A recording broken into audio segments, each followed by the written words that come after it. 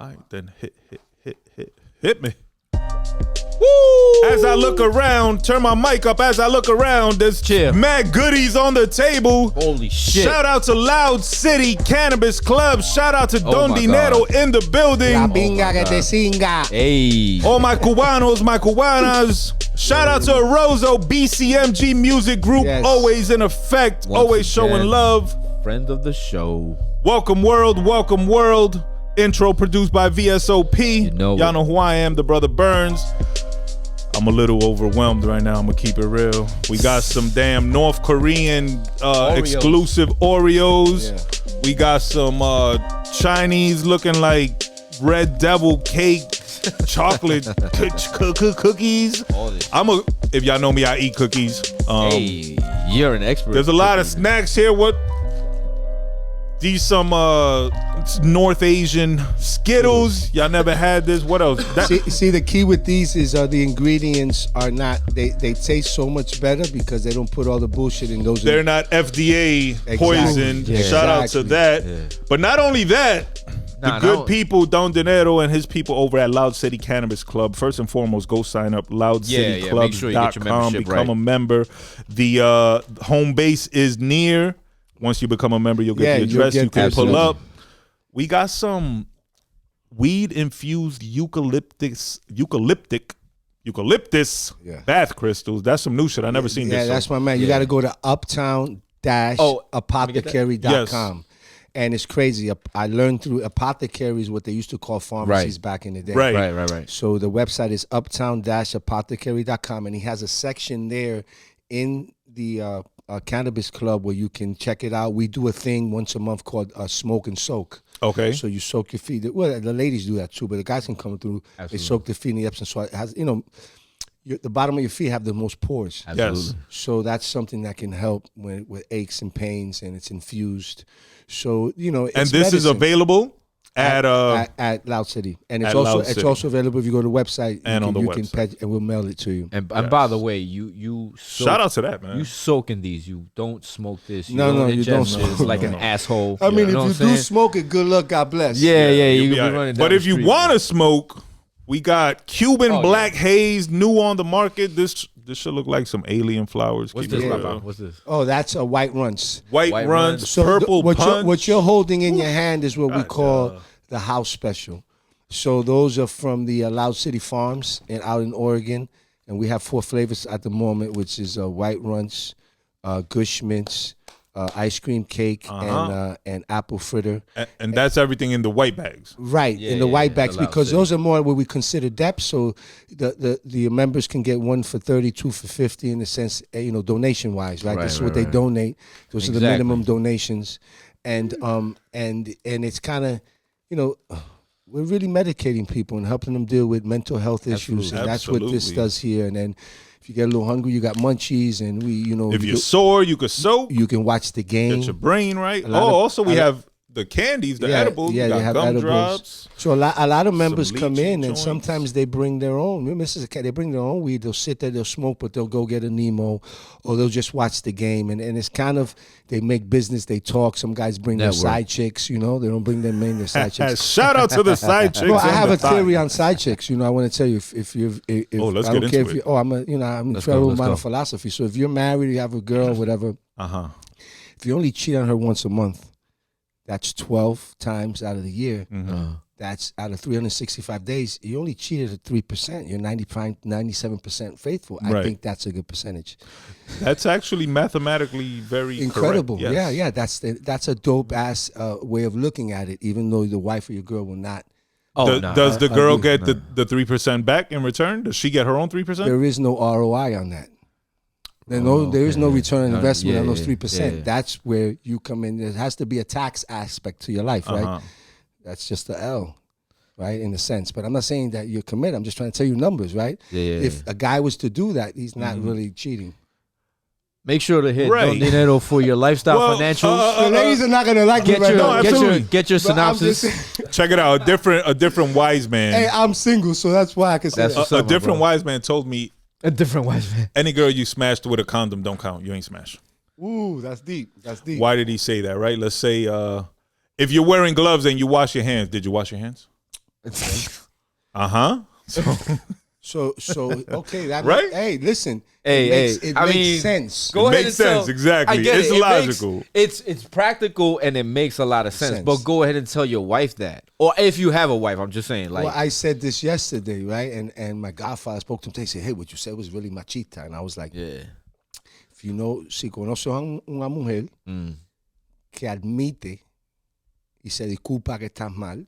Cambia su actitud, right? If she I saw the post. I say, hey, that's a man. You better leave her. Yeah. That's a man. Women don't do that. Right. Yeah. So, and throughout my, I don't have a problem. I'm about to be 54 years old in July.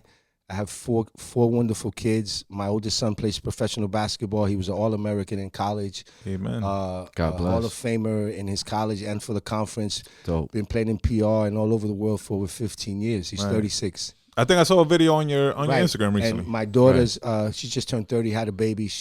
All my kids are crushing the game of life. Right. Just based off of I just try to give them that philosophy of life is on you and you got to take it. So on that end, I just want to commend you guys for creating something. I always commend people, and even my man back there, we'll tell a story of him afterwards. It's super important for me to commend you on taking an idea, taking action, and creating something. Yes, sir. Thank you for that. Thank you for that. You man. guys are Absolutely. creators. We're all in the same world. That's why when anyone asked me, would you come on a podcast? I was like, of course. Right. In a sense, because I understand what it takes to be a creator. And what's made me different than everyone else is that my hunger still today, I still think I've never made it, right? Yeah. I don't really, because I'm always, what's the next thing? Because that's really life is about what's the next move. Right. Yeah. Right. You're only as good as your who next was it? move. Tracy Morgan said happiness in life is having something to look forward to. Yeah. If you have nothing to look forward to, then there's nothing exactly. to truly be happy about. But before we get into any deeper discussions, first and foremost, let me show y'all the book, The Formula 16 Lessons of Life, written by Don Dinero, out now, available now. Go check it out. Go download it. The audiobook is available. You can listen to it. Get the official version. If you pull up to Loud City Clubs, the man right here will probably sign it for you. And we're going to get into discussions about that. In case I didn't get the introduction done properly, let me welcome the veteran, 20 years plus in the game, rapper, musician, producer, now author, now podcaster, proud father, life lesson giver. Yes. Don Dinero in the house. Thank you. I'm definitely honored and humbled to be here. Like I said, to bring something out from an idea and create it and see it to come to fruition. And you guys continue to create the show and the next guest. And, that takes a lot of balls, but there's something spiritual in that too. Right. That comes from nothing, that idea didn't come. You guys were picked to And we've been blessed that we've had so many good souls come in. It's never been an issue with a guest where there's been tension or awkwardness. Everybody's been super welcoming, and some guests they're a little reserved at first, a little bit of short answers and a little bit of hesitance to open up. But then once the show gets rolling and they get comfortable, man, everybody's opened up. Everybody's shown love. So shout out to that. Before we move any further, let me introduce myself. I am the Brother Burns. In case I didn't say it, welcome world, welcome world. This is the Great American Hip Hop Debate Podcast. To my right, I have my co-host, VSOP. You know what it be, baby. VS to the OP, man. We out here repping that LB, rocking that MDMA. All day on the check-in. He's been quiet, but I know he got the energy turned up. He on his anniversary shit. He's on his love shit, but he always on his blood shit. We got international blood. Yo, it's the Dilly. What's poppin', my brother Don Dinero? Que lo que, mi bro? Oye, hola, que vuelta. Tranquilo, que vuelta, mi bro. Yo, I was out here. I'm in Tampa Bay, so there was a lot of dead zones. I was like, yo, let me call my mans up, make sure I didn't miss the podcast and shit. So that's why I called in. Thank you for the love, man. Definitely. I hope you're enjoying your weekend out there. Nice weather, chilling. And Brother Blood, you had a story that you actually chilled with Don Dinero a few years ago, correct? Yeah. So I'm originally from West New York. You know what I'm saying? And your name had been ringing bells back in the early 2000s. And I was like, yo, I don't know who that is. But that like one time I had seen you from far. I think I met you or something like that.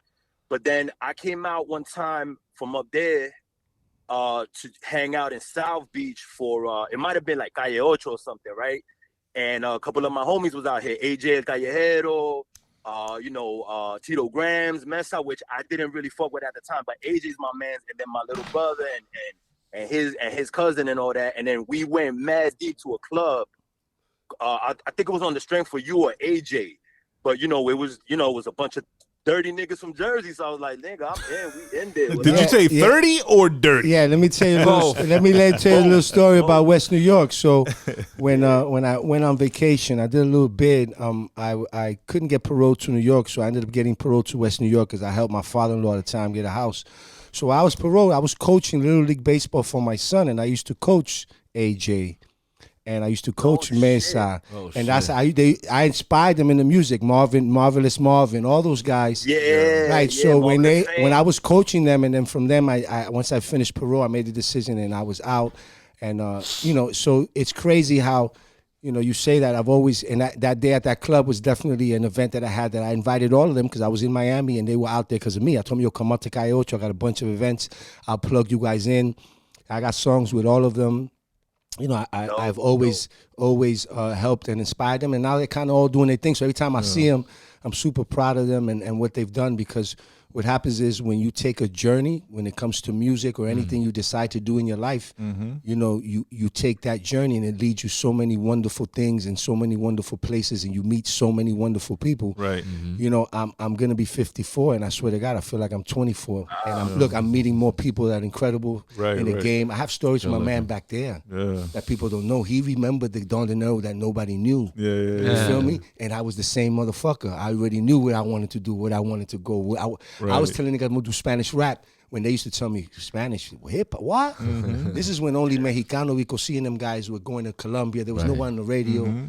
You understand? So that vision and that is kind of where we're at. And damn, thanks for calling, my brother. And hopefully we can see each other again when you come up here, come through the club, man. I'd love to have you guys through, and maybe we could shoot the podcast over there. Yeah, blood. Matter of fact. How about we one day we set up something, we shoot that's a lot of shit to move around, bro. Yeah, no, we could do that. We have a traveling little so let's do that one day. Let's set something up and we'll shoot the podcast over there. Absolutely, blood. Damn, I'm sorry, bro. You're not here, and you can't see, but right now the table is full. You'll see it when you see the videos, but we got pardon me, blood. I'm sorry. I know you're gonna edit that out. We got we got freaking mad candy, edible candy, gummies. Shit.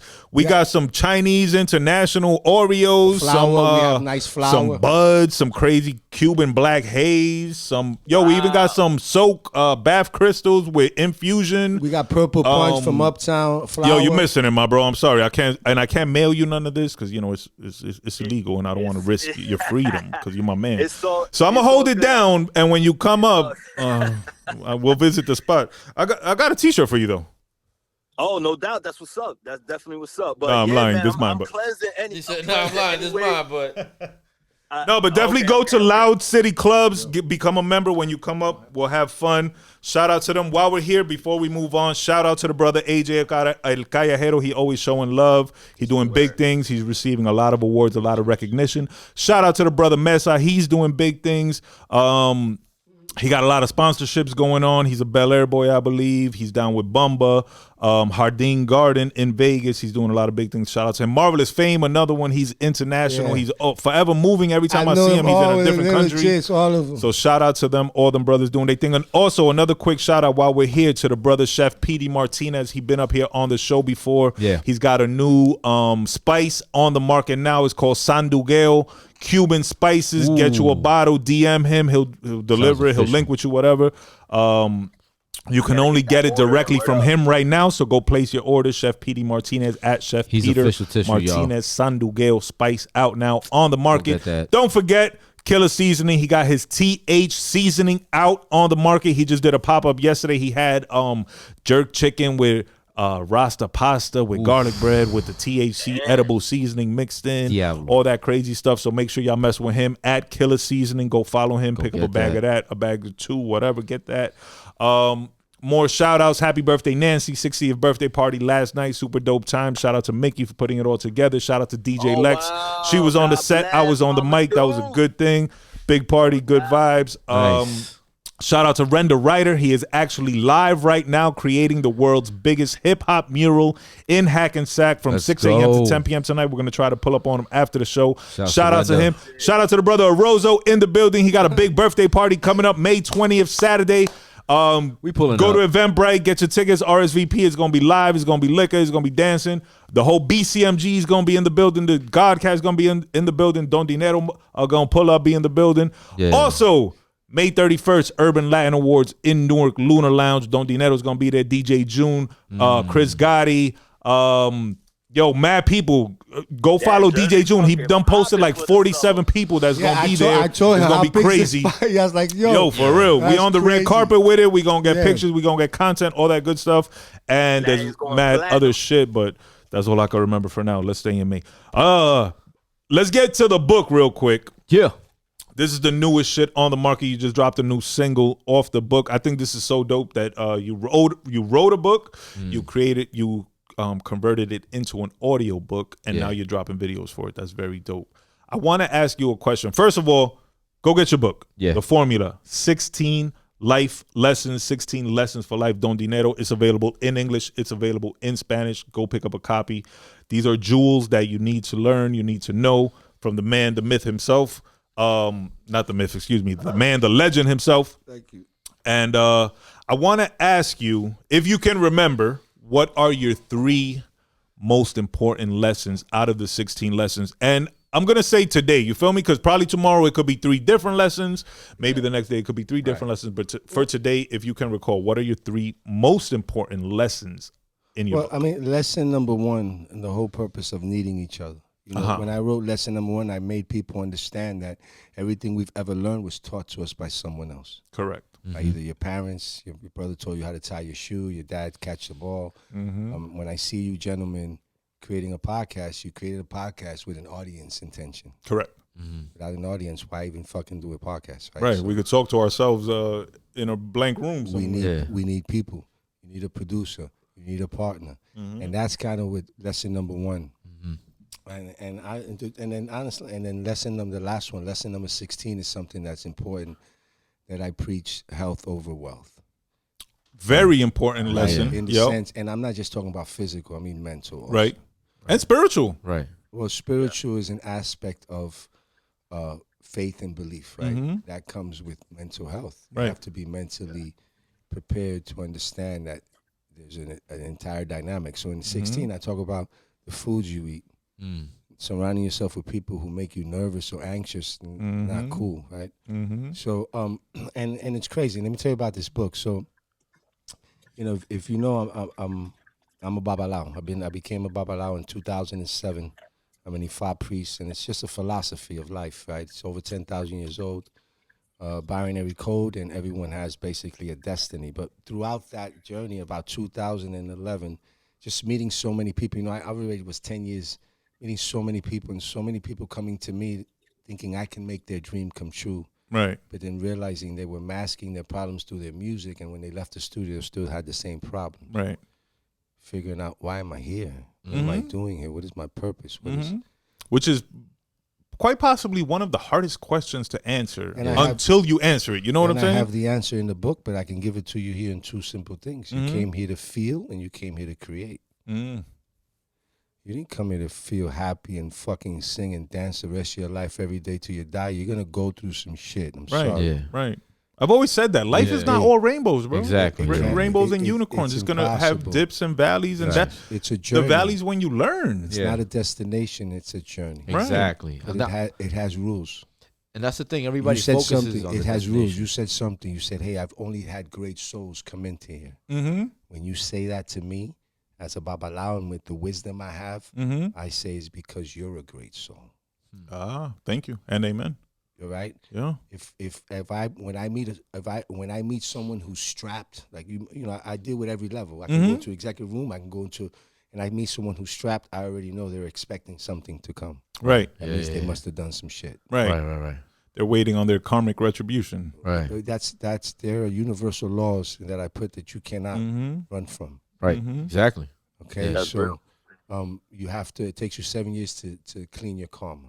So wow. If you've been doing And I learned it the hard way. I lost my entire family, the mother of my kids through this journey of banging bitches and the ego trip. And once I killed my ego, and I realized that is truly, I've never killed him. The motherfucker's dead.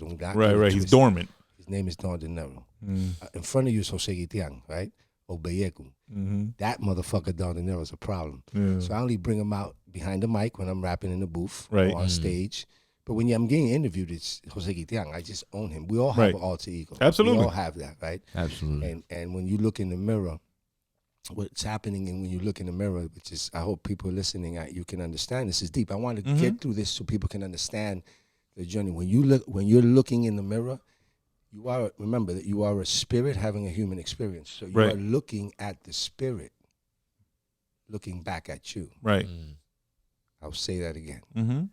You're looking at the spirit. The spirit's looking at you in physical form. And that conversation that you constantly have in your head with that person, which is, they call it subconscious, which is you. It's you in another dimension trying to get you through this life. Right. That's deep. Yeah.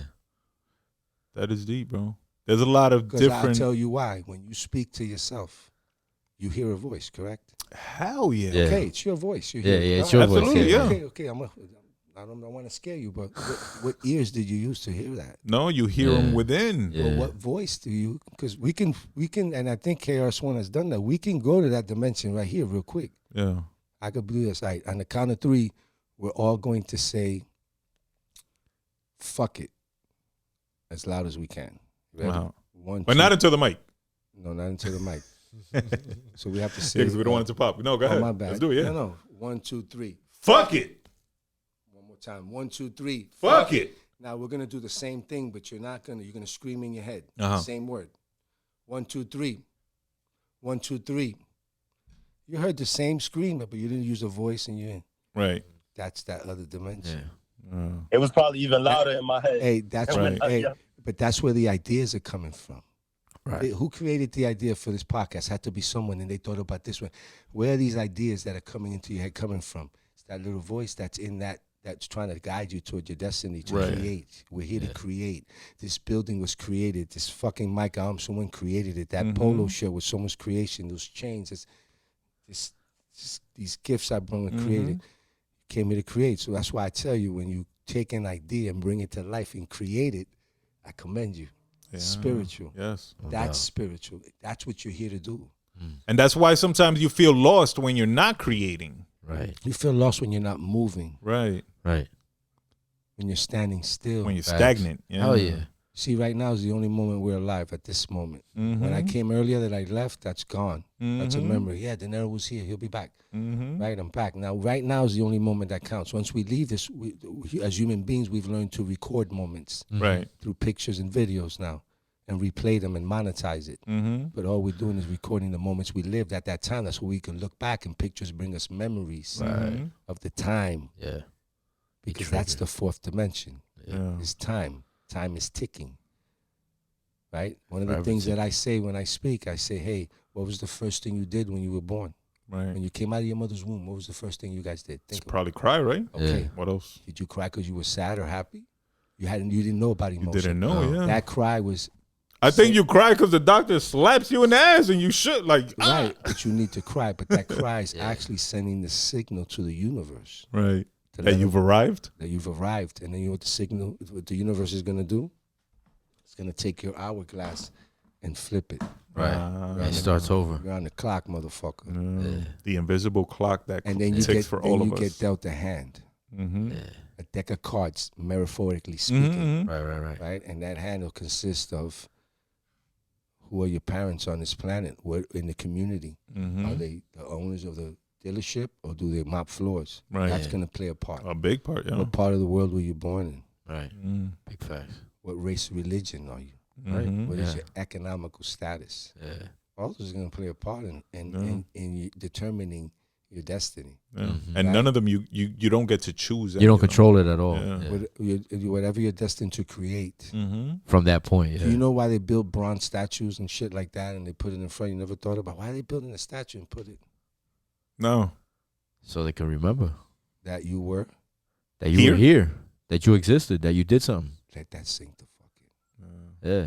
So if you're not doing your whole purpose of your existence is when you leave, is someone gonna even hang a picture on their wall about you with your face on it? That's the thing too. You influence someone's life enough to hang a picture of you on their wall when you leave this planet. 60 years from now. If no one hangs a picture on their wall, you would never fucking hear. Right. Yeah. Nobody even knew who you were. And that's got to be a shame, bro. That's to why, live a life of waste. When you said, hey, the legend, I was talking to a Rose when I came up. I said, because he was saying some shit about the GOAT. And as the young guys, they use that. I said, if you call yourself the GOAT, you're not the GOAT. Right. Someone else has to call you the GOAT. Right. You can't so I said, I didn't know I was a legend until motherfuckers started calling me legend. I'm like, right. I've never, you feel me? Like you say it, I don't. Yeah. So what happens is the body of work, right? So, and I still don't believe it. I continue to work and stay humble. When they say I ain't shit, like I've posted stuff and I get, since it's not that I'm outsmart. The wisdom that I have, I understand human beings. So when someone comments me and says, hey, go find a 9 to 5, right? Give it up, right? Or whatever. I said, damn, it takes a lot to put that. Yeah. But it takes a lot also to put out hate. But hate and love is just coming from a different direction. It's Correct. the same energy. Correct. It's just that person is in a bad part of their life. Right. So they probably want to do what I'm doing, or they want and they can't. So they say, you're too, or whatever the situation is. So it's still, so human beings go through a lot emotionally, understanding time, understanding why they're here. And this is, at the end of the day, making a long story longer, is why I wrote the book, is to give you some lessons that will help you guide. And if you apply these 16 lessons in your life, and I not only wrote the physical book, it took me 11 years to put this project together. Right. I started in 2011. I had an epiphany. I only had the lessons that you see in the back. If you go all the way to the back of the book, where you can write. Yes, where you have notes. Yeah, the notes. All I had at first was those lessons. Right. And when I teamed up with Chris Gotti in 2015, I read him the lesson. Says, this is dope because you need to break the lesson down. I'm like, fuck. I don't know how to type. Yeah. So I had to write it by hand and had someone else type it for me. But I have that whole book written in hand. And my lawyers, we have it in a safe deposit bank. Said, no, in 20 years, we can sell every lesson handwritten for millions of dollars. I was like, all right, that's what they're supposed to think. But my thing was, I went from there. Then when I had it, Chris was like, all right, great, the book is done. Then I had to rewrite it in Spanish. And then you said audiobook. I have what's called spoken word. Right. The difference is audio has no music. Right. I created original scoring for all the 16 lessons, and it's like dropping an album with tracks. Yeah. That's why it's on Spotify and not on the auto books or whatever. So I dropped it like it was an album. Right. With 17 tracks, an intro and 16 lessons with original scoring for both. And then the longest part was the last 3 years was creating the animation. If you go to YouTube, I have every lesson in animation. So I just dropped, when I dropped, the book dropped in September 26, I dropped 2 albums along with it, basically. So it was 17 tracks on one, it's 17, and then I dropped a video for 17 weeks. So I dropped a total of 34 videos for this project. Right. That's on YouTube. You can go to my YouTube channel and you can sit with your kids, and it's in a great way to break down life. Right. Yeah. In a practical manner. I do speaking engagements now. I do a thing called Conquering Life Hurdles, where I kind of tell the kids, and the key to life is finding a dream. If you grab your phone right now and you go to your Waze or your regular GPS, it's going to ask you where to. If you do not have an address, your GPS is fucking useless. Correct. True indeed. So if you don't know your destination, if you don't have an address in the game of life, then you're going nowhere. But then again, don't tell me that in your GPS you put where to. You put California, and when it says 48 hours, you're mad because you want to get there in 3. You can't even get there in 3 on a plane. Right? So people do want to. So I asked these kids a question, and I'm going to ask all you guys, if you knew your dream would absolutely come true, what would you dream? And when people honestly ask themselves that question, then I say, do you have it? Yes. Go for it. Right. Yeah. That's what you're here to do. Right. You're just too afraid of the failing. Yeah. The difference between me and probably, I don't know how old you guys are. You look young, probably in your 20s or 30s. Right? Correct. Right? Yeah. I'm younger than a Rozo. All right. So I'm saying, I don't know how old you guys are. No, we're in the 40s. I'm 43. I'm 46. All right, perfect. 46, so you're up there. So you've walked this planet. Damn, we said we up there. Yeah. No, you up there. So the difference me when and I tell Rozo, the young kids is the difference between me and them is I've probably failed more times than they've tried. Right. that's the game of life.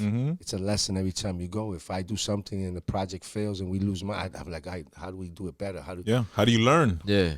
So life is a never-ending journey of ups and downs. There's a signal in the file. It's called Obewenye. Look to your left, bad things are coming. Look to your right, good things are coming. That means this year in 2023, for both of you guys, for everyone who's listening to this, there are good things coming your way and there are bad things coming your way. Right. So let's say right now you jump in your car and you have to get somewhere and you get a flat tire. Instead of being mad, you should say, I'm glad I wasn't in an accident. Yeah. You have to flip it. Right. Yeah. Right. Because that flat tire might have been on purpose to save you from the 7-car pileup that you would have ran into. But I know people that'll fucking go nuts because of that, and their whole day is shot and they're fucked up over a flat tire. It's perspective. Yeah, absolutely. I'd say the majority of people are more so like that. Most people don't have that positive thinking aspect or outlook. They dwell in the negative. Now They sleep in the negative. Yeah. Purpose of, You ever heard the story of Zen Master? no. They wrote a story about me? Oh shit. Nah, go ahead. The Zen Master. The Zen Master. There was a guy on a farm, and he had a whole farm, and then his whole herd of cows one day ran away, and everybody on the village was like, "Oh, that's messed up." And he was like, "We'll see." Oh, so I think I've heard the story. So then the next day, all the cattle come back and a horse, because the horse brought all the cattle back, and they're like, "Oh, that's amazing." And he was like, "We'll see." Right. So then the next day, his son is on the horse that came with the cattle and fell and broke his leg. And everybody came by and was like, "Oh, that's terrible. Your son broke his leg." And he was like, "We'll see." The next day, the Chinese army came to get him, came to get his son, but couldn't take him because his leg was broken. And everybody's like, "Oh my God, he got so lucky." And he was like, "We'll see." So it's the never ending, everything happens for a reason. Yeah, and it's not always an immediate positive or negative. Exactly. Sometimes you have to wait to see. Exactly. And to go back to the goat thing. There's a philosophy to that says, out of the worst case scenario, may the best thing occur. Right. So that's your key. That's the whole key. But go ahead. My bad. To go back to what you were saying about legends not referring to themselves as legends or GOAT not referring to themselves as GOAT. Michael Jordan never called himself the GOAT. Yep. And Michael Jordan has way more game-winning shots that didn't go in than game-winning shots that did go in. Yeah. And he never stopped practicing. He never stopped trying and giving his all. So in this life, whether you've achieved success or whether you're on the path to success, you don't get like lazy or... See, you can't judge success by someone else's life. Right. To me, I'm probably the richest guy on the planet. Because you know why? My kids love to spend time with me. See, I'm in a level of life that my kids are older. I have 2 sons in college. One's graduating. They play college football. One's at RPI, one of the top engineering schools in the world. Congratulations, my bro. Congratulations to all of them. Absolutely. He graduates now on May 20th, and then he goes back for graduate school, plays another year. Then I have my younger son at Wagner. Nice. My other son is a Hall of Famer. My daughter is one of the top fitness instructors, and just killing the game of life in the sense of I'm at a level now. I got 6 grandchildren. Wow. I would have never guessed that. Congrats. God bless. Jaden's 12. The oldest one, the littlest one is going to be 5 months now. Wow. Coming up May 23rd. God bless. So what I've noticed is what you really are successful for life is when you're older, do your kids want to hang out with you? Right. And all my kids, they come college. Yo, Dad, where you at? They come. We smoke together. We talk about life. We talk every day. All 4 of them. Every day we speak. My older son's in Puerto Rico. Called me the other day. We got 2 days we don't talk because he was pissed. He didn't get enough minutes. I'm like, you're getting paid. He's like, I need to like. So it's part of I'm still a dad, and sometimes I got to pull the dad card. But I am their best friend. Right. Yeah. So the proudest title that I have in my life is being a father. Nice. And the reason I continue to push so hard is because to say, hey, you don't ever give up on anything. You can. What's my next move? Right. For my clothing line. I'm wearing my clothing line. Right? I'm wearing things that I try to teach them to continue because it's an incredible journey. Right. Yeah. And a never ending. Well, until it's a beautiful journey. The choice is yours. Now, if you do not have a dream to chase, then you are living a fucking nightmare as we speak. Yeah. So pick something. What do you want to become? And if you knew it could absolutely be true, just go for it. Right. Right? It's going to take you to so many different places. And you have something. It's different when you wake up and you're hungry. I mean, literally hungry. There's no food, but you have a dream to chase. It's different than when you get up and you're hungry. them 24 hours are rough when you're staring at walls and you don't know what you want to do next. Yeah, that time moves real slow then. Okay, so this is why I wrote the book, to let people know it's on you. Yeah. This life, you know exactly what you want to do. You know what makes you feel good. Do what makes you feel good. Yeah. So I'm considered the richest man on the planet because my kids want to hang out with me. They're all healthy. My grandkids are healthy. I'm still doing what I love. At 54, you say, Dinero, why do you still drop albums? I'm the president of the Latin division, but remember that commercial that I'm not only the president, I'm also a member? Hell yeah. Right, so I'm also a member of Adventures, right? So I have to continue to drop catalog, and I want to let young niggas know this, that if you just focus on catalog now, you know, I was in an era that I had to sell CDs, so I had to do business with, but now there is no middleman. Right. You have DistroKid for free directly to the customer. You have your own TV station. It's called YouTube. You're your own producer, so you got to create the content. You have all the marketing channels you want for free. They're called Facebook, Instagram. For pennies on the dollar, you can spend $20 and get a ton of advertising based on your reach and your. So there's a lot of things that you can do now to become an artist.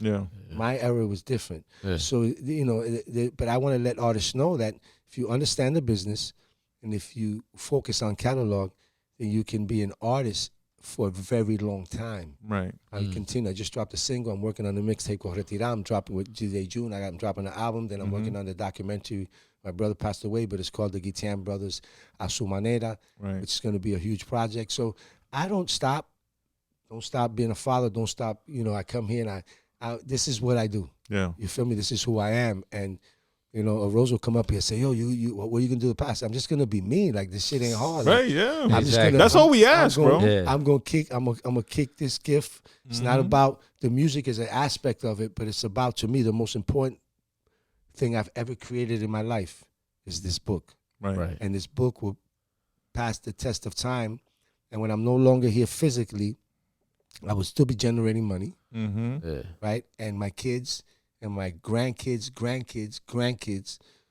and that's the legacy that I'll leave behind. They will sing my songs forever, you know. So I'm blessed there in that sense. I already accomplished my mission on this planet. This is kind of why I'm playing with house money now. I got to give back, right? Because I'm not. A lot of people tell me, and this is so important for you to understand, because you know a lot of people know that kind of pit bull was someone that I dealt with at the beginning. A lot of artists, especially in Miami. So they say, man, Pitbull, te pasó, and I'm like, no, listen, you have to make choices and decisions. I said, a Don Dinero album or Don Dinero music is like the top of the line steakhouse in your city. Right. You take your mom or your dad on Mother's Day, you do something, you spend $1,200, and maybe you go twice a year, 3 times a year. I'm not everywhere. Right. You can't find me, but when you do find me, you enjoy everything that you think. Pitbull's more like McDonald's. Right. It's everywhere. Everybody can have it. $1 billion career can have it. Not necessarily the substance of what's being sold is something, you know, it's party music, is that you don't really get to know who Pitbull is on his record. You know, he's just partying, he's making your ass shake. And I love that. He found his lane, God bless him. But that's my answer to that. And I own my music, and when I realized the politics behind the music and the soul selling, I'm not selling my intellectual property, even though all the deals I did were all great business deals. I own the Kewol album. I'm the only artist of that time. The Wasa Wasa record that came after me with Tego, he doesn't own it. He knows Elia owns it. That's why they stand next to each other. Even to this day, the album he just dropped, since it's 20 years, he's still with the same label. He still owes the music. That's crazy, bro. That's why you see Elia also stand next to Calle 13. Right. Like, why is he there still? It's been 20 years. He still owns. Right. Don Omar, not too long ago, freed himself, right? Right. Right? After 15 years, he only owed 5 albums. Just to let you know how the Latin game is. Yeah. No, I don't know my music. So at the end of the day, yes, when he says, yeah, I got X amount of dollars, but I realize I don't own any music. Right. And if you don't own any catalog in this business, all you did was rent the apartment your whole life. Right? And then there is no, you're going to tour when you're 60, 70, 80, whatever. That's why I don't tour. I don't have to. I don't know my music. I get all my residuals. I just did an admin pub deal. I get my shit in movies. The same song, I can resell it 1,000 times and make, you know, and I'm okay, you know, being okay. I don't have to take a share of the market and try to be famous anymore. I did that. It was probably the top Latin urban artist from 2002 to about 2007. I was up there, even though between 2004, the reggaeton guy started to come in. I helped create the roof. So I did a lot of things at the moment. The roof.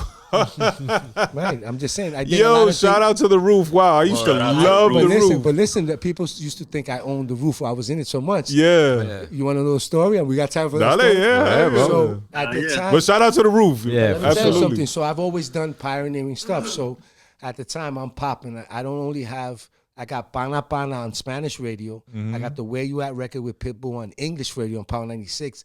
And I'm already rotating the second single. I just charted on Billboard, Tropical. And then the producer says, hey, we're creating this show called The Roof. It's going to be on Mundos, a new network that Telemundo owns called Mundos. Yeah. He said, we can't pay you.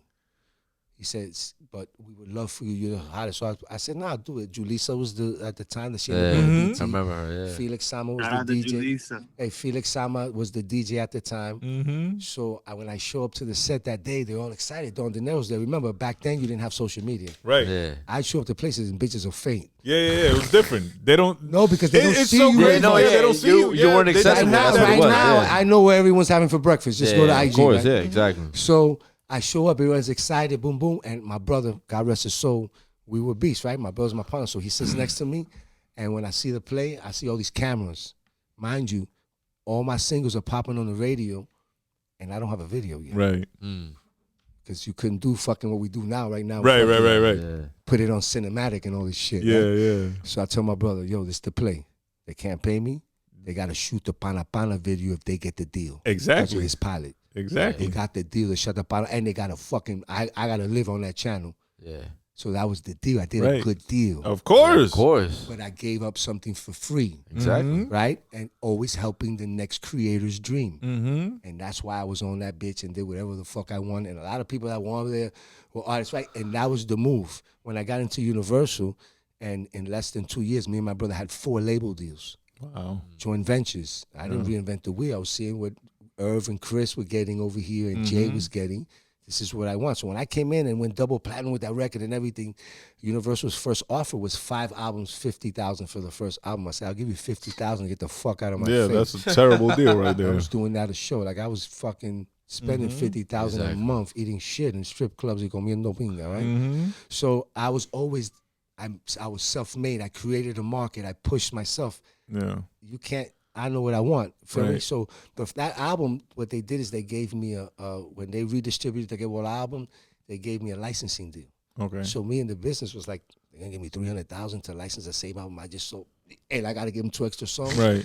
I'm robbing these motherfuckers, and I still own the record, and I'm getting a residual. Yeah. See, I knew the business. Right.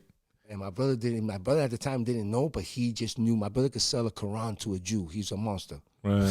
So That's what you need. Yeah. And I could trust him. Exactly. He was my brother. Even more he important. believed in his little brother. Yeah. That's why we're going to tell the story of how we're the guys. What's happening today when we read the stuff, I got a call from the producer saying, hey, look at this. With Bad Bunny saying it's $1 billion industry now, the music, that's what me and my brother created. Right. We created the business of the music urban, saying, look at these guys selling records, look at, right? You feel me? Because that didn't exist, urban Latin. We got on, listen, when I charted Billboard, I charted top 20 tropical radio. Because when I started, I broke tropical radio with a fucking hip hop record saying pana pana, vamos pana pana, mucha mujeres, mucha marihuana. I was the Anuel back then, but I was pushing. I didn't realize ignorance is bliss. I was pushing the doors open, but I was pushing the doors open for programming, to program urban music, and I was selling CDs.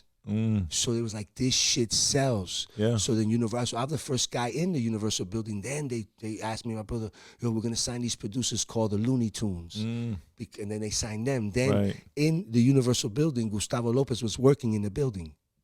He's the guy who started Machete Music. So watching me and my brother do our thing. Damn. It's crazy. It's gonna be in the documentary. The avalanche effect. Because you got to remember, we saw this firsthand. Pitbull's on my first record. Yeah. And when I put out the Gahhd, they're like, you have a dog on your record? They didn't know Pitbull, and it's the English record that we have, right? So in the sense, I always have spotted talent and always help the next guy out. And I own that record, but at the end of the day, it was a record that we had on English radio. I was the first guy to put Pitbull on English radio with that record in Miami, and we used to do shows together and everything else. And then he took that route, went with Little John, and God bless him, my chip. Right.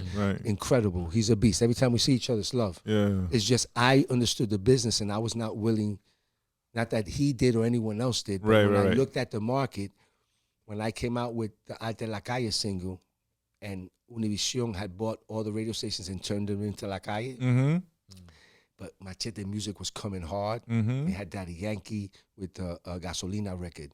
They had Don Omar with the Dale. That whole Last Don album is a classic. Wisin and Yandel with the Rakada. They had those records they had to get on the radio. So all of a sudden, I had a song called Arte La Calle, and La Calle in Dallas is spinning me 71 times a week. I'm getting spin all over, but New York and Miami doesn't want to spin me. Right. Guess why? I don't know, but Hometown's always on some hater shit. No. Guess what they did? They changed the programming. So who did they spin? It was reggaeton only. If I didn't have a reggaeton record, I couldn't spin. And they said, nigga, no, I'm not a reggaeton. That was their spin. I couldn't fight that. Right. So, you will land hip-hop. But guess who did that? You have to pay to change programming. That was the first Machete move to try to smother an option for the kids. To me, it was a play to save Dinero's successful. And I want all reggaeton. And Dinero's not Puerto Rican. And they didn't do it against me. It was just, you had to be Puerto Rican from Puerto Rico to be the next reggaeton. They were building something. He had a vision for something, right? So I have Universal comes in, the radio guy from the West Coast, the radio guy from the East Coast, all the CEOs are there, the whole shit. I come in, I sit right here, and I swear to God, the table was long. They had the fucking A&Rs, everyone. They was like, hey, we got it. I'm like, what's up? We're going to have the Arte La Calle song. So you don't have to change nothing. We're going to have Looney Tunes redo the beat into what? Reggaeton. Okay. And we're going to take off the Mingo and put Don Omar to sing the chorus. What do you think? And I sat and I looked at him. I said, why don't I just do fucking bachata? Romeo. Right. Listen, you guys, I'm not your artist. You are my partners. And the reason you're my partners is because you don't know how to fucking sell hip-hop music. I do. Right. I made myself. I put that pana song on the record. I'm telling you what I have. I said, fuck them. Let's go to the streets. And I was trying to tell them, we need to rap the van. What to do? That's when I lost them. When I told them, nah, I ain't doing that shit, I lost the building. Right. But I did a joint venture. They gave me a ton of money, 2 albums and an option. And when I was done, I gave them the 2 albums, 2005. Then I dropped Ultimo Guerrero in 2006 with the Nori Muévete video. And I was out of there. And then I realized I should have never gone to a label. Right. And then all the programming was reggaeton.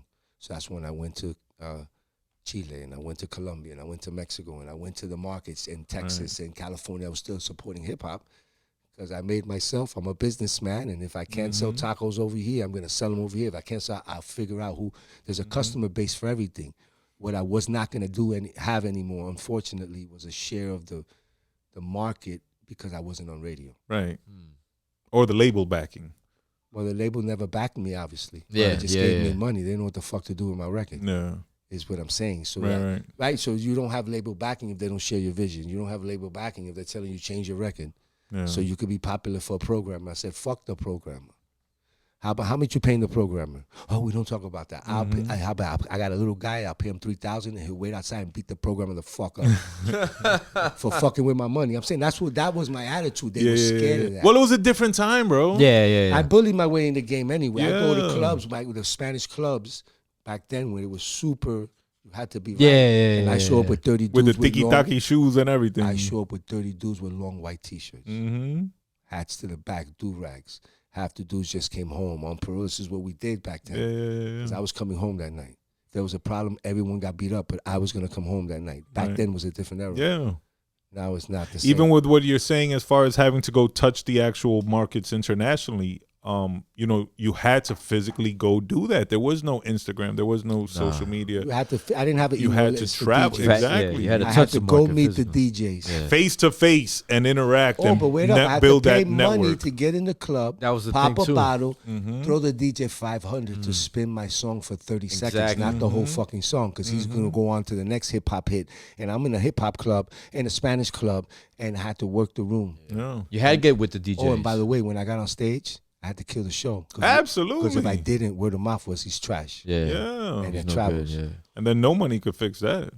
Remember, I didn't have anyone to look up to. I was the first.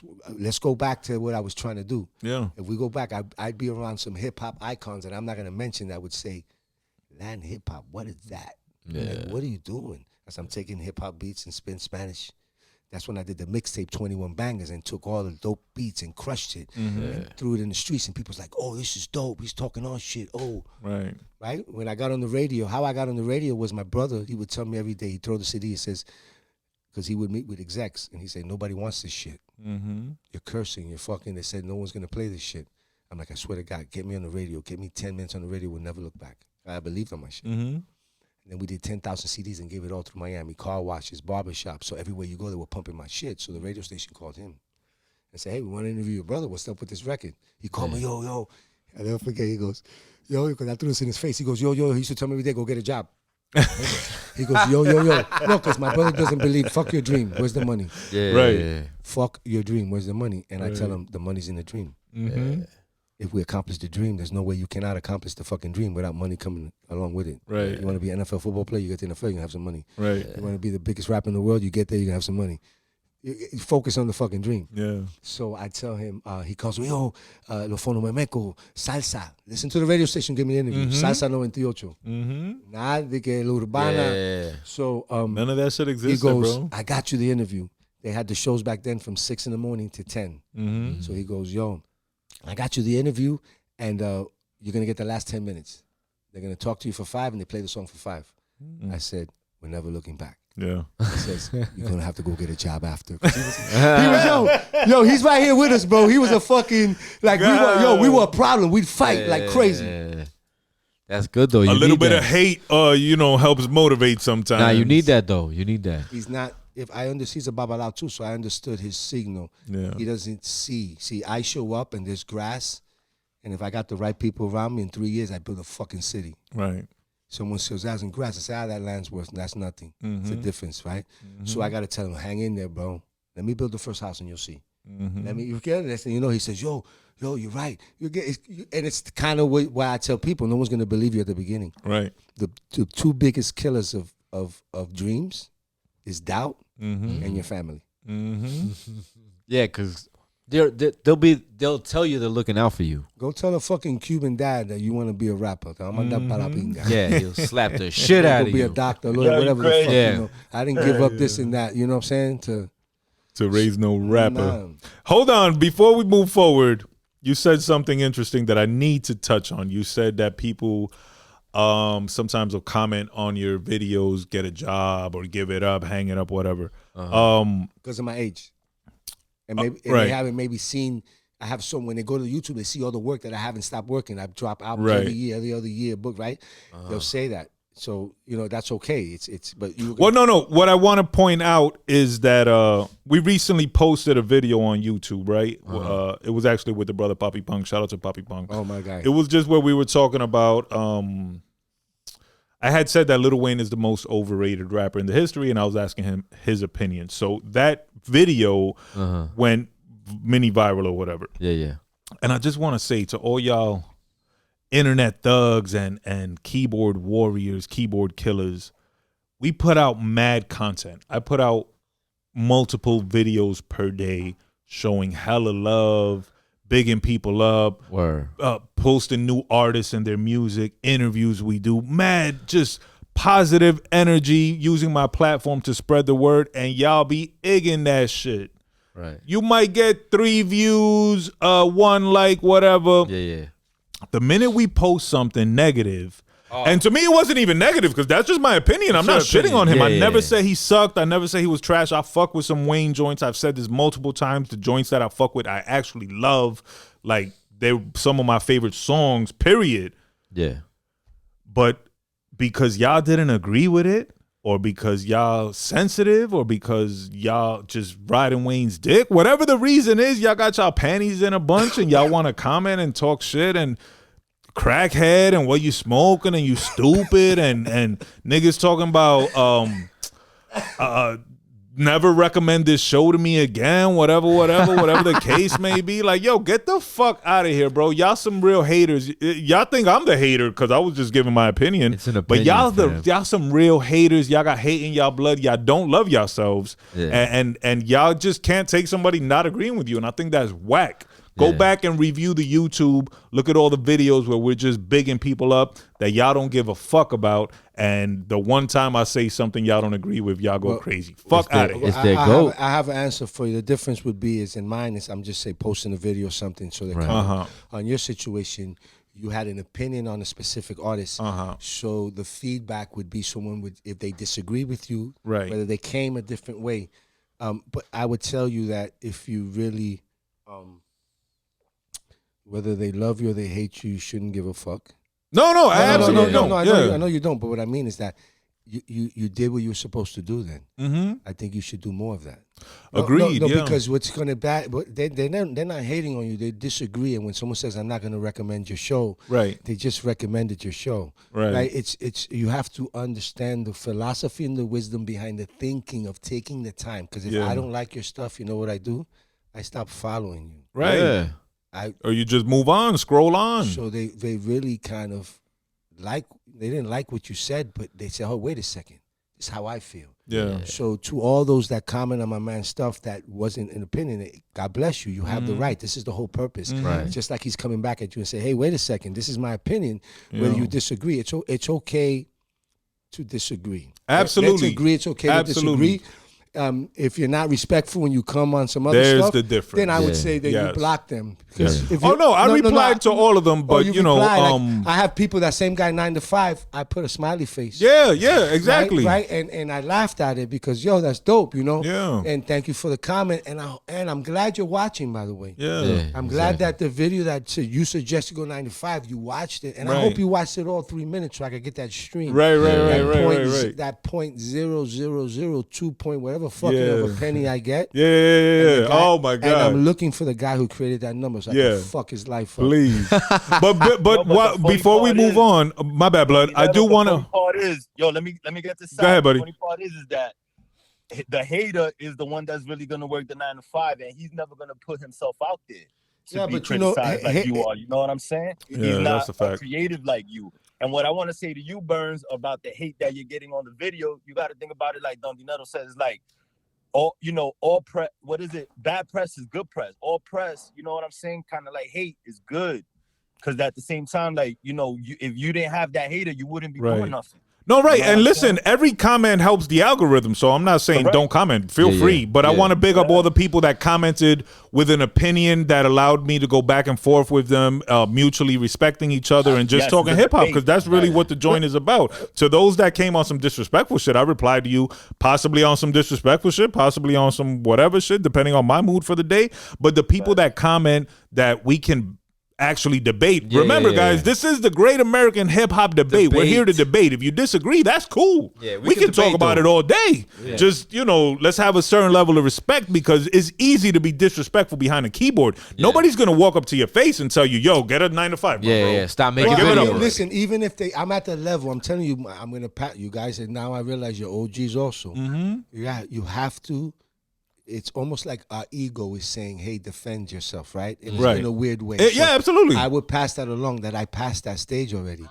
I actually think it's funny when they do that. I'm cool with you took the time to comment. I don't see when they tell me, listen, when they tell me I'm the greatest, I'm a legend, I don't believe them. When they tell me they get a 9 to 5, I don't believe them. Right? It's metrics, it's numbers for me. Well, like I said, they don't even understand that they're helping you with the comment, with the whatever. Era. We are in a different era. Yes. And I'm using different vocabulary. The vocabulary today that we've added to our lives are comments, likes, subscribe.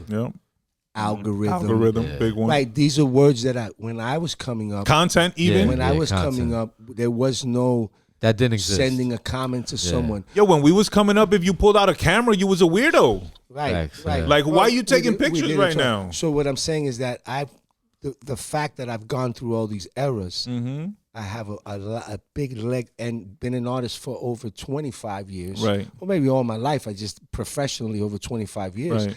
That I look at it, and with the wisdom that I have now, I look at it from a different lens, and I try to pass it. And once we get off the mic, I'll pass along wisdom when you're really understanding that this is what these guys are doing.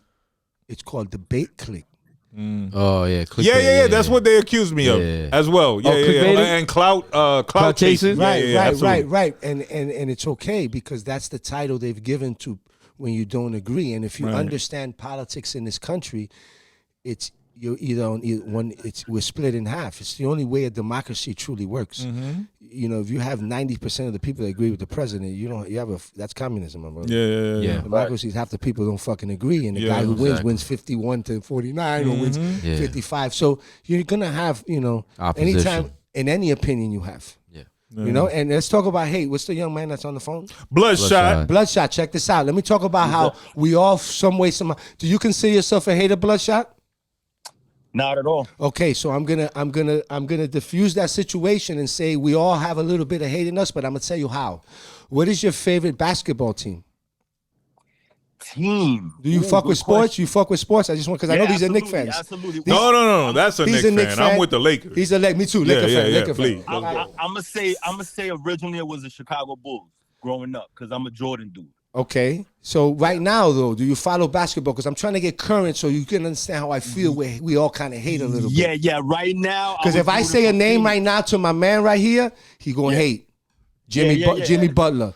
He don't give a fuck. And he's not a hater, but you hate Jimmy Butler right now. They just send the Knicks home. All right, so this is what I'm saying. Sometimes it's just a situation that you're not a hater, but you just got a little bit of hate for somebody. If you love Lil Wayne, if you grew up on Lil Wayne, you know the blasphemy you just came out of your mouth? That's right. a So fact. this is how so that's what's coming at you. Right? Is what I'm saying is that you offended somebody. You're a Laker fan. If we get beat by the Nuggets, Djokovic, fuck we're not going to. Right. So this is what I'm saying. So this is what they said to you. Oh, that's how you feel?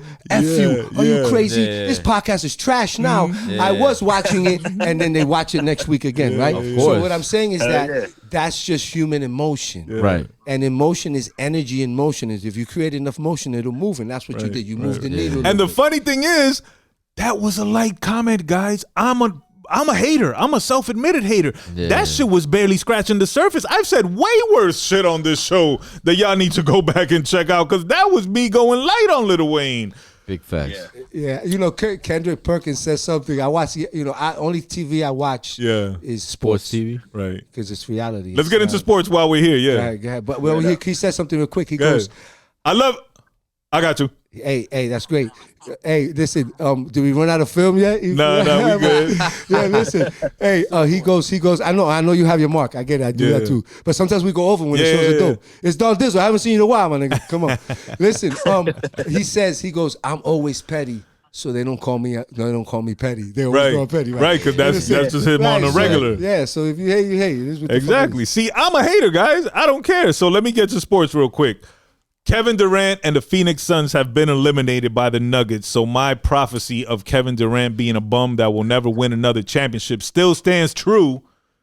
And if James Harden and the Sixers lose, then my prophecy on James Harden and my theory that he is also a bum and will never win a championship at all will continue to ring true. So shout out to the Celtics. Shout out to the Lakers for taking out the last year's champions, the Warriors. The Nuggets are still alive, so it's Lakers-Nuggets, right? Yeah. And it's Miami versus Boston. The winner of Boston and let's go Boston. Yeah. So you are a hater. But that's okay. But I'm also a lover. No. But listen, the reason why I say is my perspective on guys like Kevin Durant and you say James Harden or all those guys is because my son's a professional basketball player and I see the amount of work on the back end that people do. Do you know why they pay them all that money?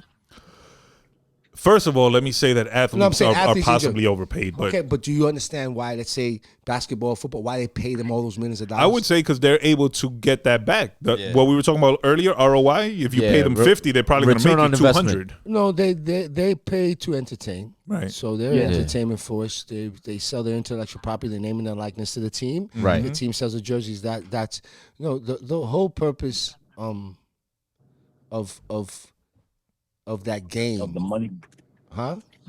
Of the money is what you're talking about? Yeah, I mean the whole purpose of why they play, of why they even play the game is to entertain, but at the same time, the amount of what it takes, the amount of work to get there. Right. Yeah. They get paid all that money to deal with people like me. Yes. Haters. No, that's the whole purpose of the expectation that's met. If you don't meet it, okay, I'm going to tell you what's happening in ESPN right now. Look, I'm pretty sure when you speak, you produce shows. So let's say I got a lot of insight. Let's say I got a lot of people that I know in the inside. So they did this last year. I'm a Buffalo Bills fan, by the way. Oh, me too. That's crazy. I've been since 73. Damn, since 93. Okay, wow, since 73. I'll tell you a story after. But listen, so they did this to us last year, and they're doing it to the Jets now. So what they do is they sit in these big production rooms, and they're like, okay, who's the team we're going to put all the pressure on this year to be that team? Right. Yeah. What do you think? They just they're freestyling when they get No. They have a whole marketing plan. Yeah, there's a script predestined. Yeah. All of a sudden now, when they change the top 5, now the Jets are in the top. Now the pressure. Now they get 6 primetime games. They're trying to sell prime market, sell them Super Bowl bound or bust. Right. So guess what? In the middle of the season, if they're 4-4, the pressure's on. The guy's arguing. This guy's popping bottles in the club. Gives you something to what? To hate on. Woo! Yep. So they did it to us last year. Do you know last year? I'm a Bills fan and you're a Bills fan. We went 13-3. He's not a real Bills. Oh yeah, I'm not a real football fan. I just but listen, I shoot for the Bills. We went 13. There's only one team at the end of the day that's happy out of the 32. We went 13-3. We lost to the Cincinnati Bengals. We didn't lose to them. If we would have lost to the Dolphins in the wild card, then we say we lost to the Cincinnati Bengals, who had gone to the Super Bowl before. Great team, and we played like shit. All right, great. We lost them in the division round. Yeah. I come from era we were winning 4 or 5 games. Right. 14-4 season. At the end of the day, adding the playoff wins, anyone would take that. Right. Okay. But because the expectations that ESPN put on them, everyone, fan base, everyone felt we were supposed to go to the Super Bowl. Yeah. Okay. That's what's happening. So I'm telling you what's going to happen right now. That pressure on Rodgers to take these Jets to and then what they do in the schedule. First game is what? Cowboys? No. Buffalo's coming to New York. Yeah. Why though?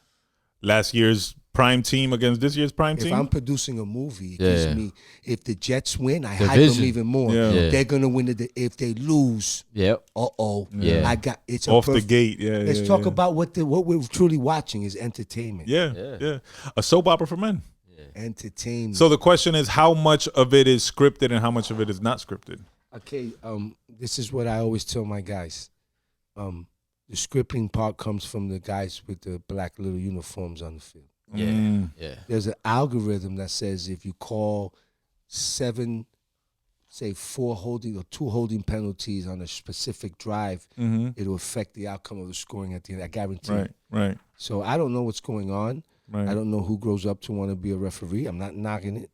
No. No one knows their name. No one knows their name. No. They can make a call that will change the Super Bowl and they don't get an interview at the end, but you interview the fucking coach. I don't get it. I don't know who they are. They don't even have an Instagram. But in 20 years, they'll have a documentary like my man on Netflix, the NBA ref that sold out the Kings. You asked me, think about it at every level from umpires, referees in basketball, from college, everything that's bet on. Yeah. These are the most anonymous. They have all the power on the field and on the court. Yeah. The basketball refs, some of them know them, whatever, but it's not like honestly, even in basketball. Yeah. You know what? I told my guys, my theory in basketball, because sometimes you see the ball in the hoop, it almost goes in and it comes out. I said they got a little magnet. And that's why you can only use NBA balls. And there's a guy with a little magnet, and he said, I know the next 3 shots ain't going in unless they dunk that bitch. No. And sometimes you see shot, boom, boom, boom. Yeah. And you be like, how did that come out? That shit look crazy.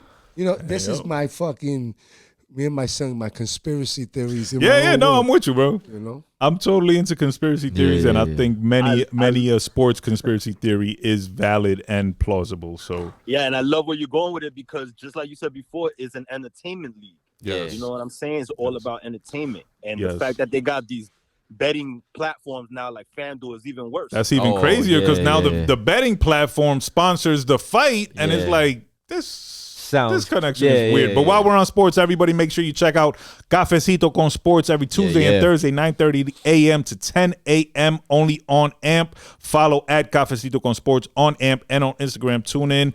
You get to hear sports talk with Bloodshot and VS, aka the Sauce Boys. Chill. And feel free to call in, give your opinion, debate it out with them, let them know what y'all think. And back to Durant and Harden. Shout out to my brothers really quickly. Shout out to my brothers, helped me create it. My twin, my cousin JT, Prime, and my man Big E, who I don't know if you remember him, Don Dinero, but he's AJ's older cousin, my man Big Eric. Okay, yeah, I probably if I see him, I remember. And sometimes if I don't deal with you every day, I remember the names. But AJ definitely, AJ's a young guy I'm proud of. Marvin, Mesa, what's up, kid? We used to do records together. You popping? I know my Yama, nigga Rick Ross. That's my guy. I love Mesa. I love the fact when people chase a dream and they go for it. Yeah. And I love them all. You know, all those guys. Yeah. You know, I'm like a drill sergeant. I'm a little hard to deal with because you know. But that's all right. People sometimes need that, bro. Yeah, I actually was in the military, and I've always said I believe everybody should go through boot camp. You know, I'm once you turn 18 what or branch of the military? I was in the Army. So was I. My man. Oh, look at these guys. Get out of here, bro. I was active duty during the first Iraq War. Damn, no, I was right before that, right? When was the first Iraq War? Was after that. Way after. No. So I was 91, in 97, 98. Yeah, you were way after that. I was home from prison back then. Damn, shout out to that, bro. Real quick to go back to that, to Kevin Durant and James Harden. Yo, prove me wrong, bro. Win a chip. I'll eat my words. I'm not above saying I was wrong and y'all fucking earned it because that's all I ask. I want y'all to earn it and get them. You know, it's cool to score, bro, but it doesn't matter if you don't win. Basketball is a team sport. You could score 80 points, but if you lose, what the fuck good I mean, the bum aspect is they have not met the expectation that you thought. Correct. The expectations in Durant, can you put a team on your back and get there? Yeah. So can Harden, who's still in it, who has a shot, right? This game 7 is tomorrow, I think. Tomorrow or today? No, I think it's tomorrow. Check. Somebody check. Tomorrow. Yeah. But what I'm saying is that, so I understand the harsh comment to call someone, which is hard. To call purposely. To call a professional at the top of his level with a bum. But I get what you're saying. You're comparing it to the legends of the game that they've been and the prophecy that they could have gone the down. Legends they've been compared to that they thought they were going to be. So I respect what you say, but I also, the beginning was the hard work that it even takes to become a Kevin Durant, to have that expectation, and that's why kind of LeBron James is a little bit weird because he's met them all. Yeah, with the exception of he's not better than they say because he's not undefeated. Right, because he's not undefeated in the championships like MJ. Yeah. Boom, but MJ had a different culture effect with the sneaker. I lived that. I had one of the first MJs back then. I lived that era, and his cultural effect was different. Absolutely. And MJ did a lot of losing at the beginning because of Isaiah Thomas in Detroit and a lot of other eras, right? They had Bird. Magic was winning chips, and when it was his turn, he never lost. Yes, he was the greatest to do that. And that's such a high standard that I don't know if anyone will ever meet that standard, bro. And so. It's a little fucked up to put that pressure on, you know, these young kids because that's what they are. LeBron came into the league as King James at the age of 18 years old. But he had immediate pressure. I got a question though. Did he call himself King James or was he crowned King James? No, I think he was crowned by Sports Illustrated. King James. I don't think he's ever been similar to MJ. I don't think he's ever been like, yo, I'm the GOAT, I'm the this, I'm the that. He just plays, bro, and he plays hard. No, he's nasty. He's nasty. He's not met MJ, every though. expectation and even exceeded it. No one thought he'd be here. But you mentioned, I think LeBron is going to be the last of the legends. And listen to what I'm saying. I've heard that before too. Oh. And I noticed, you know, so my nephew, God bless him, Oscar Guitian, is a big time general manager. He tells me, he says, still, now that he's in it and he's got artists like Alex Rose, Jay Cortez signed, Maluma, artists, big artists over there doing numbers. I think the company did like 7 billion streams last year. I don't know if the numbers are right, but they're in the billions. So they made like $1,000. Whatever. You know what I'm saying? Those numbers count for them when it comes to plaques and things like that, right? But he was telling me, he was like, yo, Theo, he was like, yo, he goes, damn, you're a legend. There's not going to be any legends anymore. I said, what do you say that? He goes, because everyone that I asked to, he goes, I'm young. I seen you come up. I asked execs, they know about you. I asked, boom, boom, boom. He goes, but nowadays, he goes, these kids come in, whether it's 1 or 2 or 3 hits, they're in and out. They're here for 3 years. He goes, because there's so many artists coming behind. He goes, when I sign an artist, and I'm already looking for the next one, right? In the sense that there's so many, whether they sign them or whether they're out there independent. So it's, when we were coming up, shit, I rocked out, tour and everything with the K.O. album for 3 years before I got the joint venture. And those songs to today. And then you re-released it. I have 5 classics. Pana Pana, Desahogo, the Celia Cruz song, Ante la Calle, and I can do Yo No Sé or the Tempo song, right? Whatever. And that's 5 with 5 joints. That's a 25-minute show. If I talk a little bit shit, I can sell a 40-minute show. I can sell that shit for 7,000, 10 times a month. I make 70 grand. If I wanted to go on show, that's my nut. I can sell nothing. My show for mierda, 7,000, do 10 shows above 70,000 cash a month, and that'll pay a T-Mobile bill, right? So what I'm saying is I understand the numbers, but going on tour, like, these guys today, they have to generate so much, you know, in order to be able to make X amount of dollars. And longevity is not guaranteed nor even popular now. Because the next artist is coming. Now, for example, Bad Bunny is an anomaly. And I'm going to tell you why. We talk Drake is an anomaly. Right? So they're the LeBrons, bro. They're not going to... Cardi B. They're so rare. Cardi B, anomaly.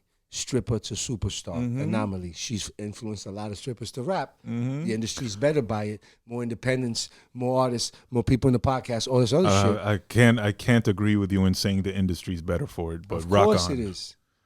No, because there's more content. I'm not necessarily saying the content is great. There we go. But in numbers, eventually something will because pop out I'm such a fan of music, I can't agree because the quality of music that they make is not what I'm accustomed to, nor what I'm a fan you of. fuck with 6ix9ine. Cállate la boca. But listen, the quality. But that's because I find him to be entertaining. Listen, the quality of music is the speed. Before we would go in the studio, we would take 6 months to a year to make an album. Right. Now it takes 6 weeks. What do you mean? They're dropping 6 days. 4 albums in a year.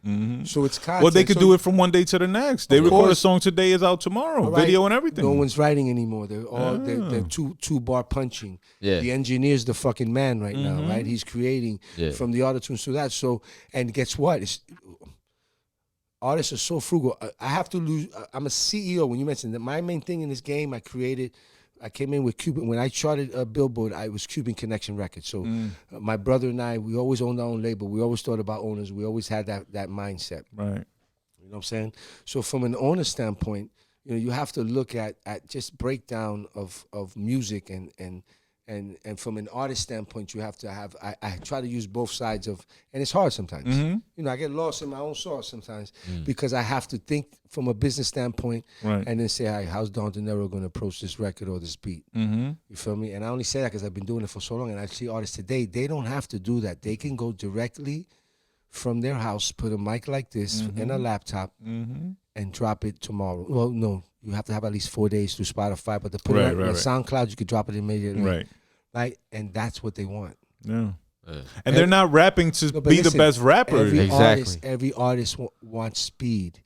What happened is when you signed to a label back then, you had to have the A&R okay the record. We're cool. We don't like the hook. Pepito in the office upstairs says the hook is too hard. Right, then you have to go through that shit. Guess what? With this distribution, you don't have to go through it. You are the fucking A&R. Fuck the mix. But I'm gonna tell you, I'm gonna tell you why I'm okay with they say fuck the mix. I'm gonna tell you why. I've been in this industry for 25 plus years. I've never had a fan tell me, yo, your song wasn't mixed good.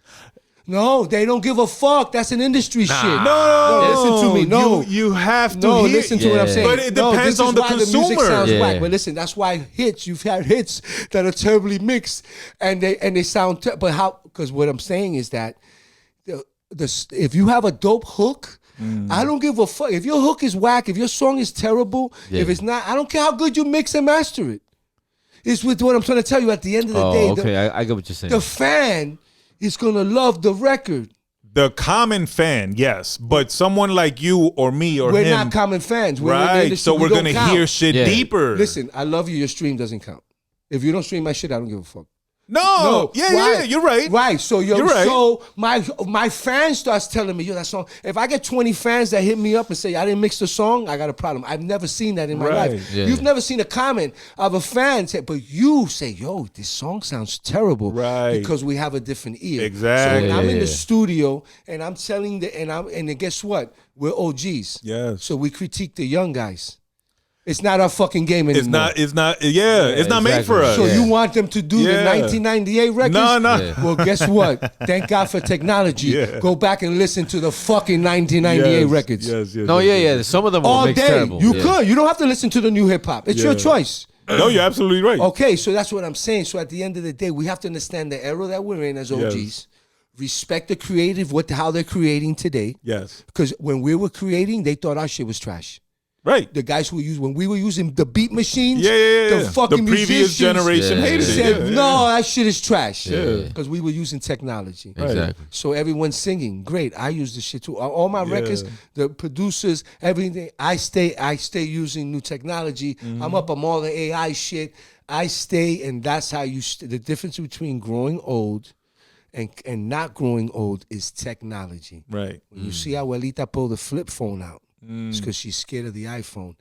And I'm telling you guys, I'm going to tell you guys right now, you want to have in Union City, West New York, any young person wants to have a dope ass, and make a money thing and go to your city hall and say, hey, there's any funding that I can create? And you team up with iPhone or T-Mobile and you create a class for the old people in that area to teach them how to use an iPhone. Right. To teach them how to, because that's the difference. Technology. Right. And you already see people say, TikTok, I already got Instagram. No, you better have all that shit and stay active on it and post on it and spend the day. The guy say, hey, I don't understand publishing. I'm like, yo, that's crazy. Well, guess what? Ask God. What do you mean, God? Google, motherfucker. Ask Google what is publishing. It's going to give you 24,000 links, 16,000 YouTube. But they got to be willing to put in the work. No, but we're telling them. What happens is it's not that they're not willing to put in the work, my brother. They don't know the next move. They don't understand. Oh, it's that. Oh, that's true. Yeah. The work is first asking the question. Right. But are you up on Chat? Are you up on ChatGPT? I've read about it. I don't use it. You should. Then you already be left behind. You already. What could I use ChatGPT for? To create a better podcast. ChatGPT is your smart. ChatGPT is your best. He's your lawyer, your doctor. He's your best motherfucking friend. He's the smartest friend you ever had. If you have ChatGPT, hey ChatGPT, I have a podcast. I'm getting X amount of views. I want to upgrade. I need you to think as my marketing and team. You prompt it. You say, hey, Chat. Hey, Chat. My Chat knows me already. I speak to him. I first prompted. I had a conversation with Chat. On your phone? I do it on my laptop. Okay. And Chat, my guy's Chat. What's up, Chat? And I say, Chat, I need a favor from you. I'm about to write this proposal. I need you. Listen to what I'm saying. I'm fucking with Chat. you. It's a great question. You prompt Chat. You go put it up. You say, hey, Chat. I have a podcast called X, Y, and Z, right? Let's say this podcast. I've had it for a few months. Boom, boom, boom. I need to get. I want to up. How in the next year can I? The questions that you have that you would ask someone that you might have to pay for. You ask ChatGPT, and it'll print out a whole for free.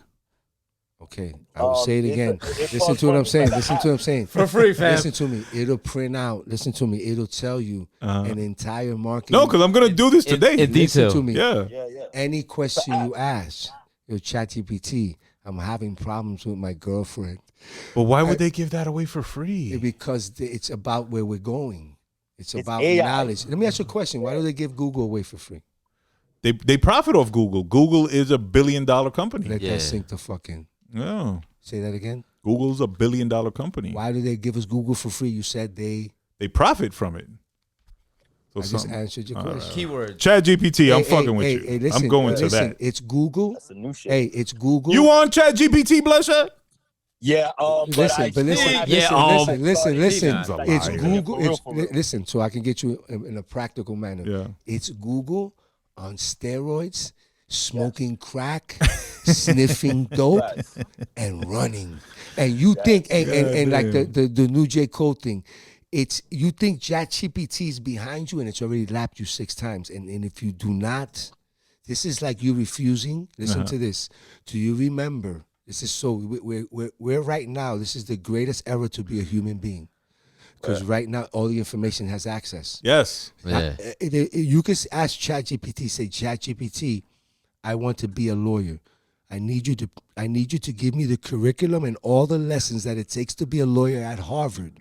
And it will print out all the curriculum and everything you have to study to be a lawyer at Harvard. And it might take you 2 or 3 years, but it'll give it. Right. So what I'm saying is that we're living in the greatest era to be a human being. Right. And I'm going to tell you the paradigm shift. I remember when the Gmails came out, the emails came out. Mm-hmm. Everybody was still writing letters and sending fax. Mm-hmm. Yeah. How about this? Let's go before the fax machine. When people were writing letters, nobody wanted to use the fax machine. I don't want a fax. What is that? Right. They used it. For fax machine, people say email. Yeah, you don't have to use the fax machine. You can send the same letter. You type it. You just send it through email. Oh, I don't want to. Now it's become what? Common. Yeah, it's common. Yeah. Google. The information. You know when. Mm-hmm. So what I'm saying is that you might not. I'm giving you. This is something that. You owe it to yourself and you owe it to your listeners because our job is to, at our age now, and this is what I've dedicated my life to. Like I said, if as a Babala, I know I'm going to have a long life. I'm blessed as long as I take care of myself and follow my rules. But if I was to pass away tomorrow and cross over and continue my journey through eternity on this planet, I will be remembered forever through my music, through my book, through the things I try to do. Right. So, and now I've dedicated my life to educate and empower as many people to the knowledge. I can't leave with all this knowledge I have. Right. Yeah. So you need to educate yourself on these things so you can, your responsibility to your listeners, to the ones that are viewing. Right? That's why you bring up the guests. You bring me a point, and I'm challenging you not to stay behind. Right. No, I'm on this tonight. I'm telling you, but that goes back to what I said. It's going to make your life better. The practical way to look at ChatGPT. But you got to be willing to put in the work. Burns. And Don Dinero, you could correct me if I'm wrong, but I believe that they're using ChatGPT to generate those AI hip hop verses. So you'd be like, I need Drake to rap this and this. Well, it's a different it's a different application. What happens is there's an application that you can sample, and then the engineer in the studio can. So there's ways to sample voices, and that's a different AI. Right. Yeah. There's AIs to write resumes. There's AIs, and you have to look at AI, especially ChatGPT, as the smartest friend you've ever gonna meet in your life. And it can make your life better because if you have a question, a legal question, if you have anything, you ask your smartest friend. Right. Yeah. You might have questions at times, and I swear to God, it'll blow your mind. And it'll answer so many questions. It'll tell you if the answer is where to go, research more, go to this link. It'll give you all the information you need. Right. And that's what, as a human being, all we're striving for is what? Information. Yeah. That's the and if you do not educate yourself, how are you going to educate your fans, your consumers, however your streamers, however the fuck you want to call them, who are faithfully building your show as you're building your brand? If you're not, you probably hear what, an hour a week, 2 weeks, 3 weeks, I don't know, an hour a day, once a week, right? So you have all that 7 days to do all the research that you need to say, hey, by the way, Dinero last time told me, and I guarantee you it'll better your life because I don't even use my lawyer anymore. No, he's mad. Listen, this is shout out to all the lawyers, though. Hey, Brian, what's up? I love you, Brian. And the reason I say that is because I had ChatGPT. I had to write a cease and desist letter for they were distributing one of my albums through a different company that they didn't have the rights to do that. Right. So I had to write them a letter. If I call my lawyer to write them a letter, I turn around between the letter, this and that. So me fueron $700, $800, $1,000. I asked ChatGPT, I'm having this situation with the label. They violated my right. But can you write me a letter that I can give them to cease and desist? Wrote me the letter. When they wrote me the letter, I called Brian. I said, Brian, I'm going to read something to you. Would you okay this? And can I send this and sign it off? He goes, read it to me. He read it to me. He goes, yo, that's incredible what you wrote. Yeah, that's okay. So I can put that you wrote this. Yes. All right, Brian. Hung up the phone. I said, I don't need you anymore. In a bad way. I said, he okayed it, the lawyer. So what I realized is, holy shit. This is legit. I have an incredible tool. Yeah. That's when the caveman realized 2 rocks create fire. Right. And now a lighter does it and we take it for granted. Right. Yeah. This shit is going to blow your mind. You need to use it to advance your life and to help your listeners. And I'm not promoting it. I don't get $1 from ChatGPT. That's not true. I invested in it. No, you feel me? But I'm just letting people know, don't let it scare you. Right.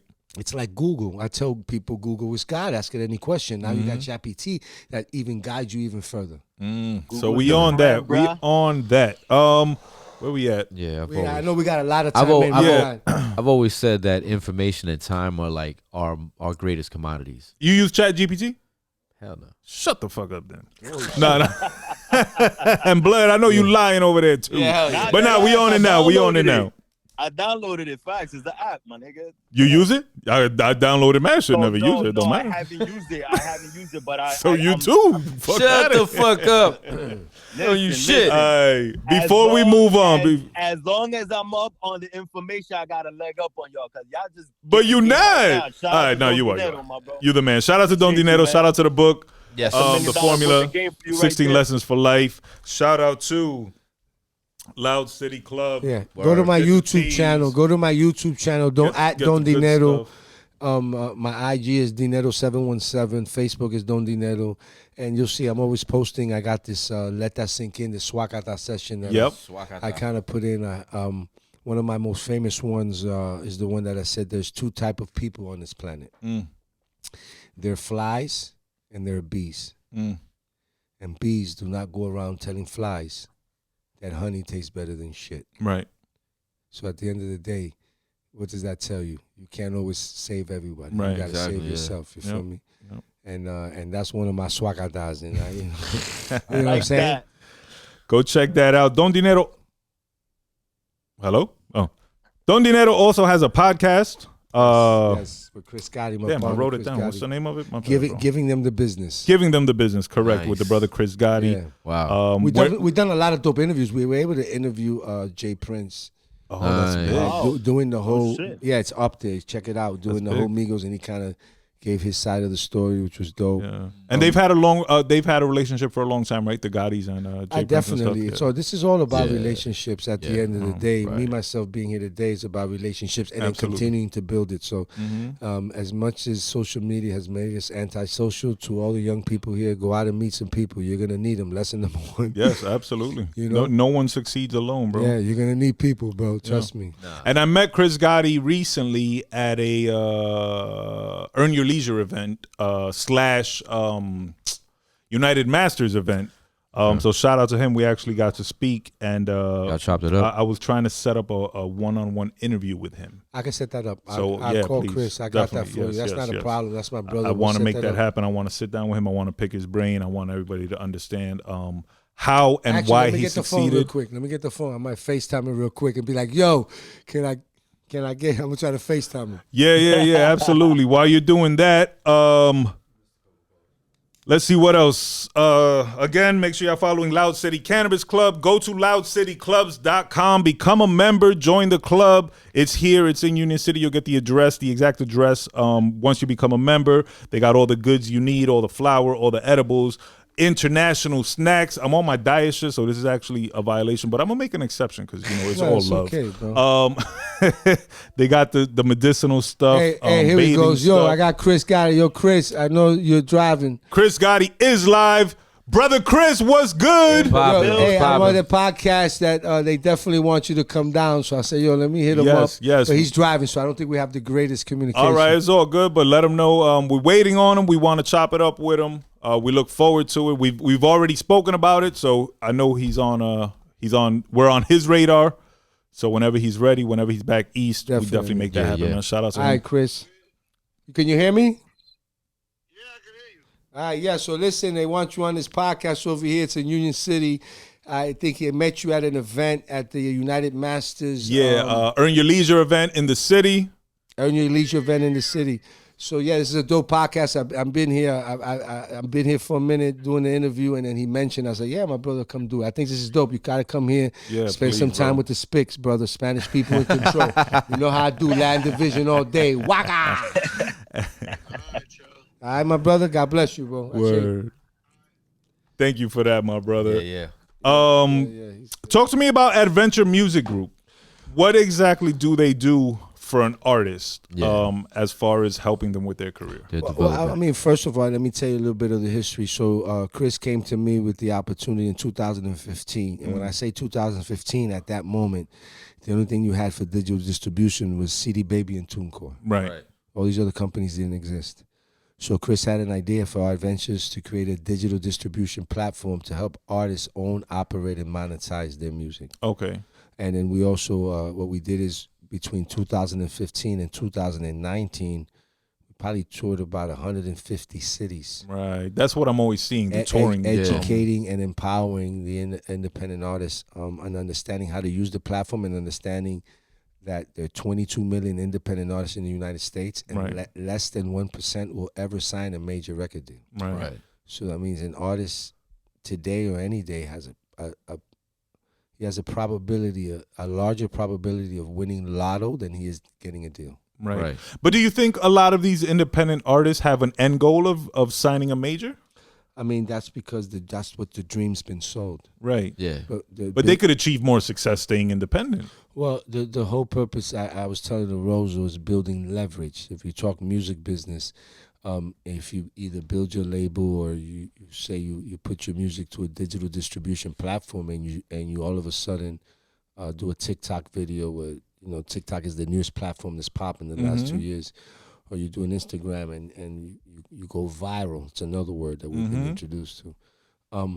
Then these labels will kind of holler at you. That's the new A&R game, right? They don't have to. They're on their laptop looking for. There's actually a chart that tells you who's doing what and who's in the top, whether you're independent or not. There are a lot of artists that are coming out looking independent that have major money behind them, and I think the last artist to do this was kind of Ice Spice. You kind of thought she was independent, right? She's part of the same label that that's the game plan, though. No. Well, it's the game plan to fool the consumer, which we've always done, right? Because we're more likely to support an independent, exactly, yeah. At the beginning of their career, at the beginning of their career, of course, right? And then when you see them say, "Oh, they're with the major," oh, they wait. Then so you fall back a little. The dream is to get with a major, to get the bag, to have them fun, but they have to understand what a deal truly is. It's a loan, no? A deal is a terrible loan. Right. Yeah. With fucked up interest rate. Super terrible terms. And once you pay back the loan, you do not get to keep the property. Right. So imagine buying a house. Yeah. Paying it like a motherfucker. For 30 years. And it's not yours. And it's still not yours. Okay, so shouldn't the dream be to achieve independently? In today's goal, the dream should be you don't have a middleman. You don't need a radio station. Yep. You need a good Spotify playlist. Whether you rub elbows with someone. Like, I'd rather get on Funkmaster Flex playlist than have them spin me in Hot 97. Right. Because the reach is greater. The world hears me that way. Yeah. Right. So that's the game we're playing today. Right. Now, Don Dinero, what about a deal kind of like Cash Money, where they signed that distribution deal with Universal and got like $60 million? That doesn't exist. I'm not saying that doesn't exist anymore. Yeah. But right now you have companies. So what I'm saying is that Adventure was the first, and then as we, people don't understand that Steve Stout grew up with Chris. So in these meetings, all these other companies, EQ. I have a situation with EQ at Rock Nation. I have an artist signed to Rock Nation from a production standpoint. You have a connection to Rock Nation? Of course. Can you please let them know my Rockefeller chain has not yet arrived? I know they mailed it out a few weeks ago, months, years, maybe. It hasn't come. Just let them know I'm waiting. Pepito from Line got like 12 rocks. No, I had those already. Yeah, the Rocks has a K in it, the R-O-K. Oh. Are you okay with that? No. I need the one with the official. If Hove sends it, we good. So so today the artist needs to understand that now they have access directly to the consumer. They have the distribution without the deal. Yeah. Yeah. They are global without because whatever. I'm gonna fuck you up now. So we're all business people. So because of the terminology in the streaming, I'm gonna tell you, if I tell you, hey, do you want to get into business with me? But we're going to give away the product. We're not going to sell anything. You'd be like, how the fuck we're going to make money? Right. So the music business today and for a lifetime, the artists have no idea how they get paid. So I'll give you an example. If I go and get a job at Walmart, when I go through the interview process, before I take the job, I already know how much they're going to pay you, because that's why I'm applying for the job. Right. Oh, they're paying $17 and they'll put it in writing. No, what I'm saying, before letter. they're putting it in writing, the quick offers is $20 an hour or $100K or 100 to 150 based on experience, whatever the fuck it is. So you show up with an expectation of how much money you're going to make, and if you do the deal, there's different ways of doing deals. Some people do a deal for salary. That means you trade your time, and you know exactly what you're going to make a year. Some people trade their time. The business deals trade their time from hourly wage. So I plan to. What time do you need me here? 8 o'clock. What are my duties? I need to pick up this box every time, whatever the fuck it is. And they say, how much am I going to pay an hour for do that? So you trade your time for an hour, 20, 10, 15, 100, whatever the fuck it is, and you go. But you know how much money you're making. Right. When you become an artist, you have no idea. Yeah, right. Exactly. Yeah. No fucking idea. There is no. This is why we've gone out there and tried to give them an idea of how you have to monetize. You got to do this. You got to do that. You have to understand publishing, understand how to get paid. You got to own. We started putting out words in the hip hop community like intellectual property. In perpetuity. What is that? It means forever. The fucking contract says in perpetuity. That's so what these it are means, words, but you have to understand that we're also dealing with a culture that's not the most educated when it has to come with schooling. Right. You know, the hottest rapper's not coming from fucking Harvard. He's coming from either going through some shit in Or prison dropout, or going through some shit in life.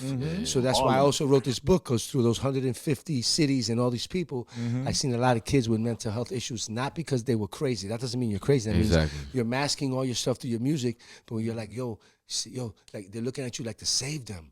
Help like, me. Fuck, bro. And our thing was save. A lot of them are PTSD, bro, and they don't even know it. We use words like, you must save yourself. This life is your responsibility. This is why in the rules in the book, this life is your responsibility. Life is about the decisions and the choices you make. Some of us have put ourselves in a hole. I can speak to someone and for 5 minutes and be like, yo, bro, I'm stressed out. What happened? Yo, my wife don't love me. It's that, but what happened? And you find out you fucking cheated. Right. Yeah. Nigga, it's on you then, homie. You're getting everything you deserve. Exactly. Now you better figure it out. If that relationship doesn't work, promise yourself in the next one. You won't cheat. Because it's going to happen to you again. Yes. Exactly. Right? So that's kind of what the message is right here. You feel me? At the end of the day, it's a business. So how long do you want to be in it? Right. Artists want only two things. And for those two things, they'll sign anything. You know what those two things? Fame and fortune? They want to be seen, they want to be heard. Oh. Similar. Yeah. No, that's the after effect. You blow them up, seen and heard, they get the fame, they get the fortune. Right. Because unfortunately, in this business, without the fame, there's no fortune. Right. Now, let that sink in. So after I got the fame, I was probably the most miserable, because when you're at the top, you fart, they laugh. And I don't have no game. You ain't need it. Yeah. Nigga, so I developed through my 20s and my 30s, my whole life. Even today, I don't need it. Yeah. Because the young girls I know, because young girls like OGs probably bang their moms, right? I don't know.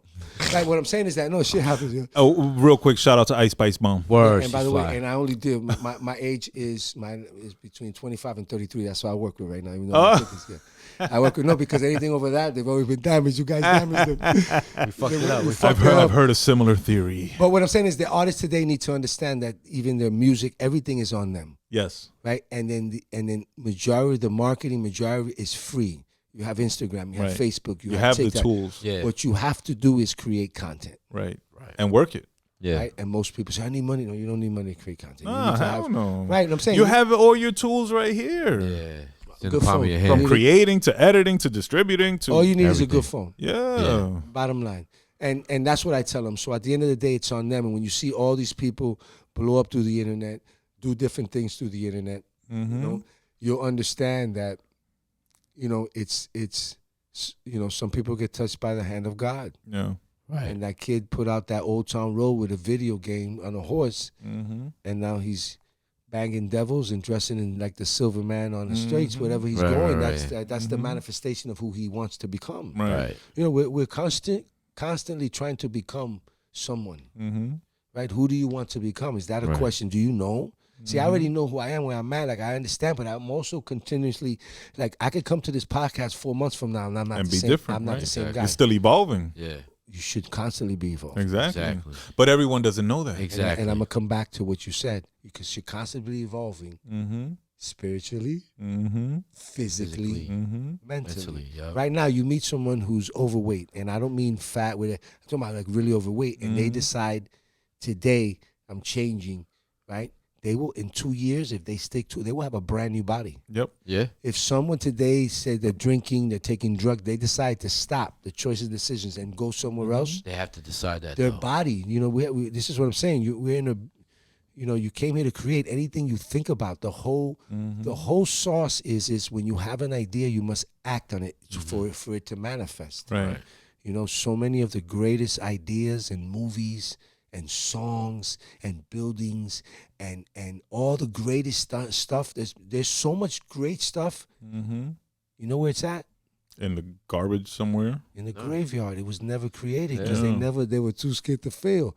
We have the residual effect of things. Yeah, it gets stuck in here. It doesn't leave here. Because you're afraid to manifest it. Right. Or you don't know, you think they're going to say no, and you're surrounded. All of a sudden, you want to be a rapper, but all your family are doctors and lawyers. Yeah. How you tell your dad who's hoping for you to go to fucking Harvard Law School because he went to Harvard and his grandfather went to Harvard, but you want to be the first fucking rapper in your family. And you might be the best rapper ever. Exactly. But you have to fight through that. Yeah. That might be your challenge. And everyone won't make it. Some of them will fold and go be that doctor and some, be doing surgery, spitting the illest bars in their brain, and they never. Someone's born to not knowing their dad, and their mom can't handle it, and they're in the ghetto and they go through mad. We all get dealt a hand. Yeah. So I want to big up Adventure Music Group, pardon me, because unlike these other distributing platforms or these distributors, you guys go out and touch the people. Y'all hold panels, y'all hold discussions, y'all give these lessons in person. At the end of the seminar, we have a contest. Right.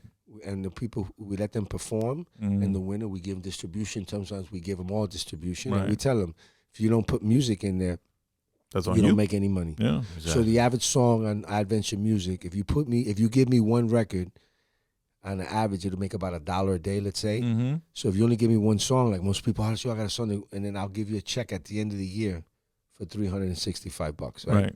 So I tell artists, let's do the math for all you hustlers. And I said, if I made $1 a day, and I knew at the end of the day you gave me $365, I'd be trying to put in 1,000 songs. Hell yeah! Exactly. Do the math. Bring that dollar up, right? And maybe out of one of those songs you blow. Exactly. But if you're trying to be the next Drake, stop it. That's like trying to be the next Jordan. Right. You want to be the next Bag Money, stop it. You're not going to kiss a guy in Yankee Stadium. You're not going to wrestle in the WWE. You're not. He's a different. Yeah. But it's an inspiration to say, hey, he had a vision for himself and he's created. Now you can go ahead. You might be. It's okay. I tell my kids it's okay to be a professional in the game of life. I told my daughter it's okay to be an incredible wife and a mom. Yeah. Right. Success is in the eye of the beholder. Right. Kind of like beauty. Yeah. Be the next you. Stop watching. The first you. Stop watching Instagram thinking people only posting their wins. Yeah. The only loss they post is when someone dies. Well, I saw that in the book. One of the lessons about comparing. Yes. Yeah. And how your happiness cannot be compared to another one's happiness, nor can your success. So that's an important lesson for the people to understand. Like you said, success is based on the individual. You know, one person might need $1 million to be successful. One person might need a wife and a kid to be successful. Yeah. It's inside of you what you want to achieve and how you're going to achieve it and what level you want to push it to and where you're happy at. It's called the game of life. You guys watch sports. Yeah. You probably played sports, right? You look like athletic dudes. So imagine you going. I used to dunk it on him. Hey, imagine you going into Dunk donuts, fam. Shut up. I'm going to use football as an analogy. Imagine you going into Sunday's game and you didn't even practice or prepare any type of game plan. Oh, no, you're in trouble. What's going to happen? You're losing. Yeah, you fail to prepare. Unless you get mad lucky, odds are these are you're the going type down. of questions I ask when I have seminars. I propose this. You're going to do what? You're going to lose. Yeah. If you don't have a game plan, you're going to lose. Yeah. Right. Okay.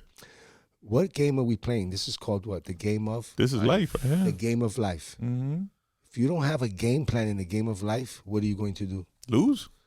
That's what you see a lot of people taking L's. Yeah. They don't have a game plan. You failed the plan and you plan to fail. You didn't have a game plan. 5 P's, proper preparation prevents a poor performance. You have to be prepared for every situation and expect great things to happen to you. It's the only way great things can occur. Damn, I haven't heard the 5 P's in a minute, bro. You just took me back with that. I always throw that in so people understand. And if they don't know, if they know, they know. And if they don't, that's kind of what it is. So people say, oh, Dinero, this, that. You know, I prepare. You know what I'm saying? I take care of my body. I take care of my mind. I try to be a great dad, a great grandfather, a great friend. You know, Rose was a young guy. I'm trying to. I was just gonna point that out. That this I try to connection. mentor. I mentor. I see him and his team, and I'm doing things, and I'm mentoring. Right. Because one of the I'm giving gems is one of the key to formulas and making dreams come true is helping other people's dreams come true. Absolutely. You know, so I said something to one of my swackers. I said, so you want your dream to come true, but you don't support anyone. You hate. You boom, boom, boom. But how your dream going to come true? So I'm always helping. I'm always coming around. I'm always gifting. I'm always, that comes back to me tenfold. Absolutely. In so many other areas. Right. My daughter called me tomorrow and said, hey, they just gifted me some headphones. And I'll be like, that's because I did this, right? Because we're all connected. I don't know if you have guys have kids or not. Yes. Absolutely. Okay, then God bless you, because if you do not have kids, you're only a tourist on this planet. You need to leave something behind, a seed, right? And something to motivate you, a why to go, to check you. Right. You know, as an OG, I don't party as much unless my name's on the flyer or I'm invited. I'm going to go out that night, even though there's fucking 95,000 people going, but I'm going to go support my man June. It's part of what it is. But I don't. Same here, bro. Because I've already seen it. Sure. I've already seen it. I know what to expect. I understand it. Alcohol, people. If you haven't been there, go experience that. Life is about experiencing. So I'm at the level of my life that I just want to give back to the youth, continue to create, whether it's music, books, working on projects, helping the next generation. Absolutely. That is my purpose. And since I understand my purpose, then I move every day diligently, you know, from my soldier aspect. You know, I get up every day at 7:17. I'll show you my alarm there. It says it like, and why 7:17? That's, you know, people say, what's that? Everything in my look. Yep. 7:17. I don't lie. Did you say 7:17? Yeah. Holy shit, that's my daughter's birthday, man. Yeah, that's my birthday. So that's why 7:17 is everywhere. That's the kind of my own code and everything that I do. Right. So I have a code in the back of my neck. It's a binary code that I know why I'm here on this planet. Right, and that's the most powerful thing you can accomplish. I'm not worried about who's ahead of me. I know someone definitely is more famous and has more. I know someone is less famous and has less. Right. I can't worry about who's in front of me or who's behind me, because I'm in my own lane. Exactly. And sometimes I'm cruising. I'm at 22 miles an hour, smoking a fat one. I'm chilling. I've probably accomplished everything that I've wanted to do in my life. Damn, what's it called? Where is it? Which one is it? Cuban Black Haze. Yeah, he's smoking some of that Cuban Black Haze. He's gonna put you on your ass. Yeah, put you in your own lane. So that's kind of where I'm at in my life, you know. And we've probably been here an hour and a half, and it feels to me I've been here five minutes. Yeah, no, we still got a lot to get to, so you're definitely gonna have to come back, my brother. No, I've been here 2 hours, but to me it feels like 20 minutes in the sense of just discussing and just talking life. Absolutely. And building. It's about building, and hopefully whoever's following and watching got a few gems, but that's where I'm at in my life. I just want to pass along and say, hey, life is what you say it is. You know, choose, paint pretty pictures. The previews that you see in your head is what's coming. It's like a movie. Paint pretty pictures.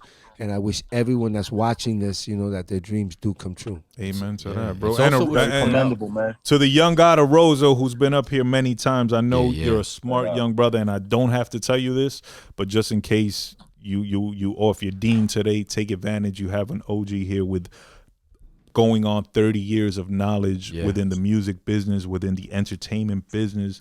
He knows his paperwork. He knows how to do everything right, the right way, positive individual, willing to teach. Like, yo, there's so many people out there that are trying to do something that don't have a mentor, that don't have someone that's willing to teach them, you know, show them the ropes. And you can learn from his mistakes so that you don't repeat them and you don't have to go through these things. You know what I'm saying? So definitely take advantage of that.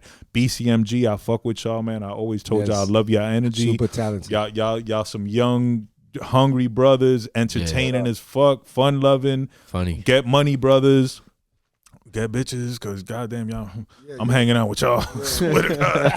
I'm pulling up the 20th because y'all be having it lit. These guys are vampire. And yo, just take advantage, my bro, because you're in such a good position, and you also have that positive soul within you that radiates. So just put your heart into it. Take advantage of these lessons, man, and y'all gonna do some stuff that's gonna take what we've done, our generation. Y'all gonna take it to the next level, and then when the day comes, you do the same for someone great. Under you. Be great. You should aspire to be great at all moments in your life. Bro. Be a great human being, a great brother, a great friend. Continue to grow. It's okay to make a mistake. Don't make the same mistake twice. Exactly. Right. Don't feel bitter. Don't look back. You know what I'm saying? Don't sit back and relive a moment in your life and take that forward with you. Because you can't drive a car looking backwards. You're gonna crash. Right. You know, it's okay to feel sad. It's okay. Shake that shit off and keep it moving. One day you're gonna feel bad and depressed. Shake that shit off and keep it moving. There's so many things you should be grateful about on a daily basis. Because if you wake up every day looking at the things you don't have, you'll never be happy. No, you'll never be happy. You know, so don't wait to be rich to be happy. Or just be a rich, miserable motherfucker. And I know a lot of them too. You know, so, that money don't guarantee happiness, bro. That happiness gotta be within you, man. I know. Enjoy the journey. However, it is better to cry in a Maybach than to cry in a hoopty. But big facts.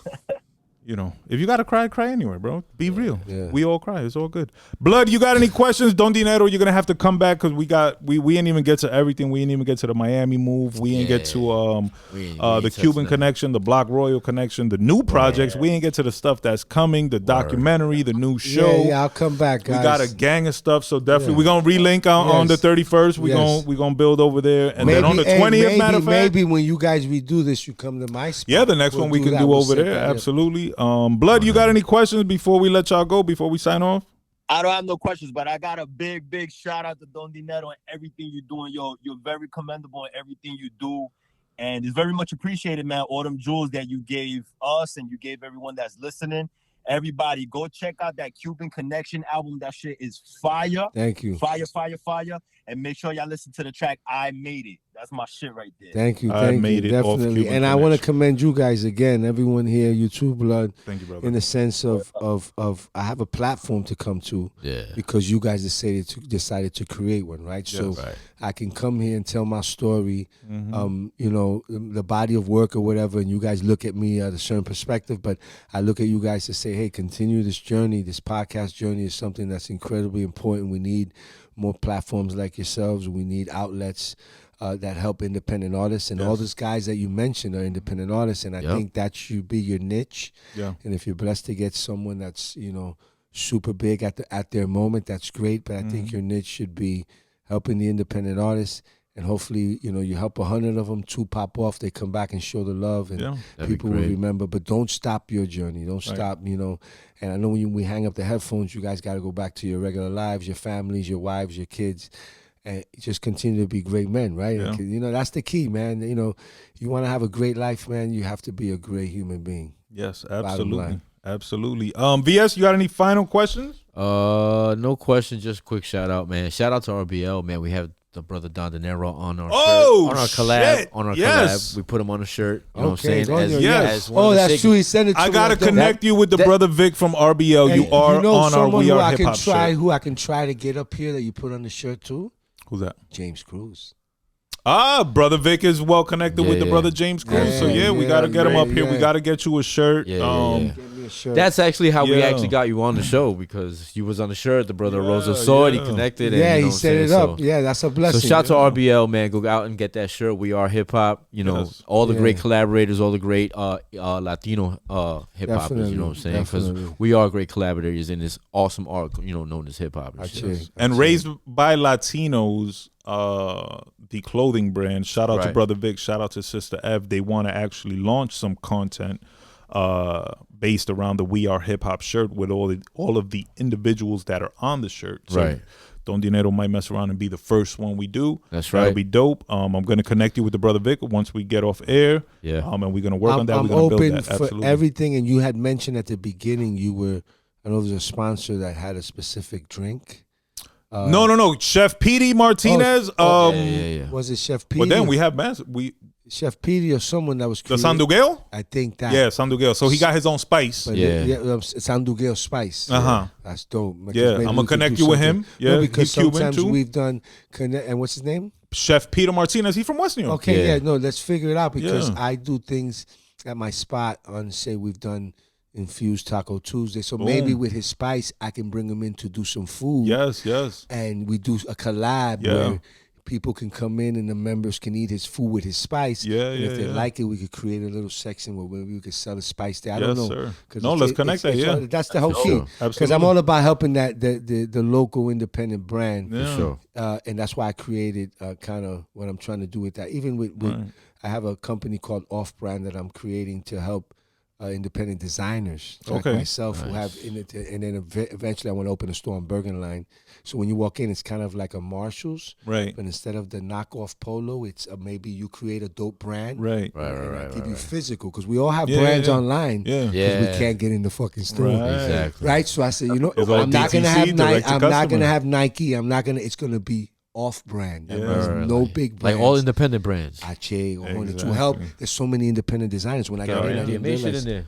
Hell yeah. No, but we'll build that as we go. But I'm saying those are my thoughts, aspirations, and everything is about helping the creator. Whether you create music, create clothes, create whatever, you feel me? Imagine you have a store like that. There's so much you could do beyond, obviously the clothing will be there, the branding will be there. Right. You have pop-ups there, obviously. But if an artist has merch, he come perform exclusive merch to the store. Like there's so many ways you could take it. I'm going to be looking at like an A&R would look at artists. I'm going to be looking at brands online that are doing their thing, and like a businessman, I'll be bring like, them hey, in, I want to. No, I will buy. What would you sell me? I want to put your brand in my store. Yeah.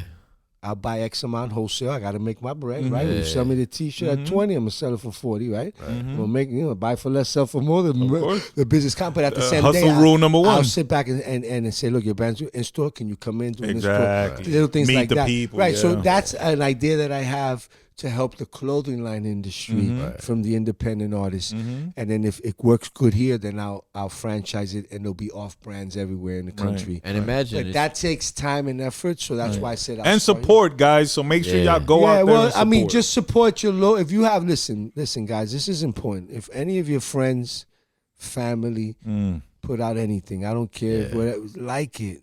It doesn't hurt you. It doesn't cost nothing to like it. It doesn't cost nothing to write a little comment or little. You don't have to write. You put a little fire, a little 100. That takes 2.5 seconds, and that makes the algorithm jump. But not just the algorithm. Remember I say karma? Karma. I tell artists. I notice a lot of artists, they complain about why their numbers aren't up, but they don't like nobody's shit. Right. Of course. They don't participate. Right. I have artists that think it's cool to have no followers. Right. They're not following anyone. Right. And I sit and I have these seminars and I say, how many people have no followers? And a few of them raise their hand. I'm like, listen, if everyone took that whole thing, there wouldn't be any platforms. Exactly. The whole purpose is to be following each other. Like myself, I have a number. I only follow. Is Blood listening? Yeah, Blood's here. I only follow 717.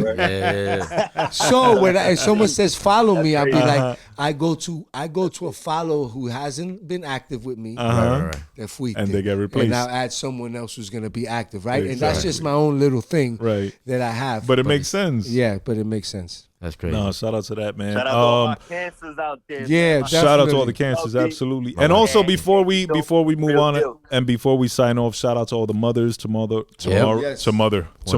is Mother's Day. Right. Although this show will come out after Mother's Day, we want to shout out all the moms out there. Definitely. Shout out all the people whose moms aren't with us. Absolutely. Shout out to anybody who's expecting to be a mom.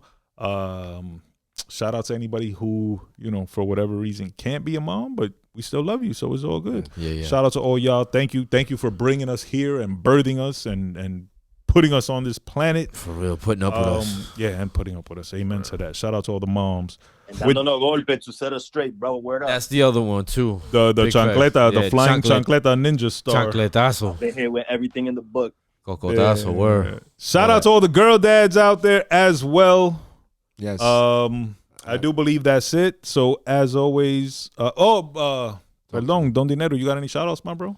I mean, again, the people. Shout out to people, not necessarily individuals. Just anyone listening, go for it. My message is always that I walk around, you know, again, I do about 7 miles a day around here. Yeah. And I'm going into stores. I spend my money locally. I buy my cafe locally. Nice. I buy everything locally. Nice. I think the local Latin dollar is so important, you know. Mm-hmm. I'm going to tell you, I've been working on a documentary at Union City real quick, you know. Dope, yeah. And Union City is the second largest municipality in the world. Wow.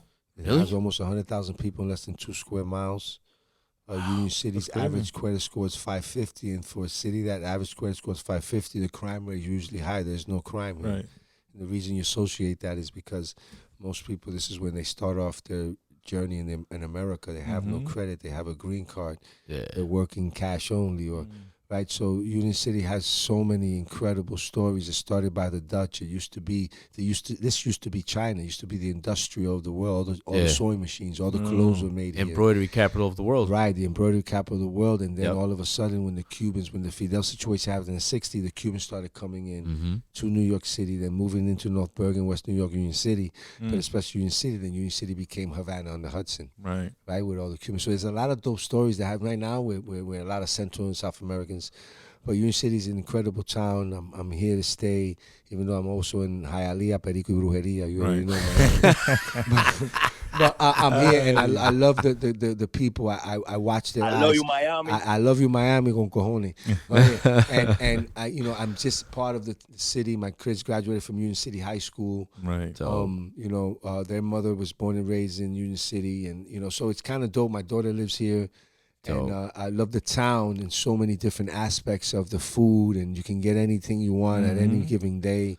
Yeah. The Chinese people don't have a big glass in front of their shit unless they're COVID. Like, you know, it's a dope ass town to live in.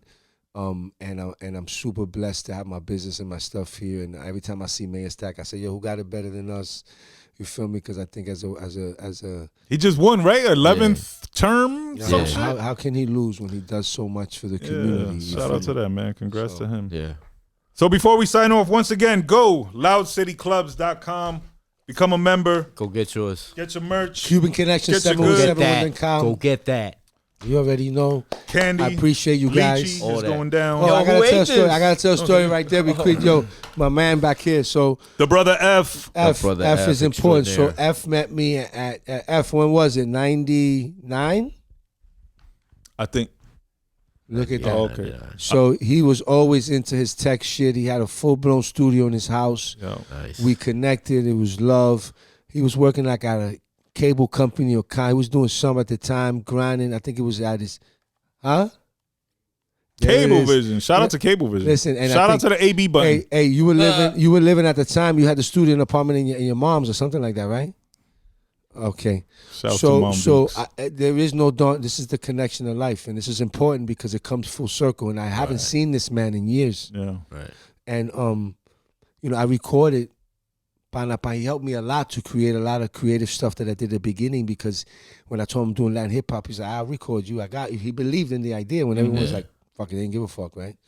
So I have to give him a shout out and thank him, because without him, there's no me in creating the beginning idea, right, of what's going on from a creative standpoint. And you know, then I left to Miami to figure out the venture, and the years go by, and you know, back then it wasn't like it is now, but it has to come full circle because he's never stopped doing what he loves to do as far as the tech and the music. Right. But that's something that when we're done, I'm going to take his number and stay connected, because there's so many great things. And the documentary is crazy. I'm working on the documentary. He's going to be in the documentary because he's got to be part of it. Yeah. No, he has to be. Yeah. And I used to say, how the fuck I get a hold of him? Because all right, when we got, you know, and it's crazy, he's been right here the whole time. Yeah. So it's a dope ass story, and I want to thank you, my brother. Absolutely. Thank you for having your part in my life. You hear me? Yes, sir. The brother F.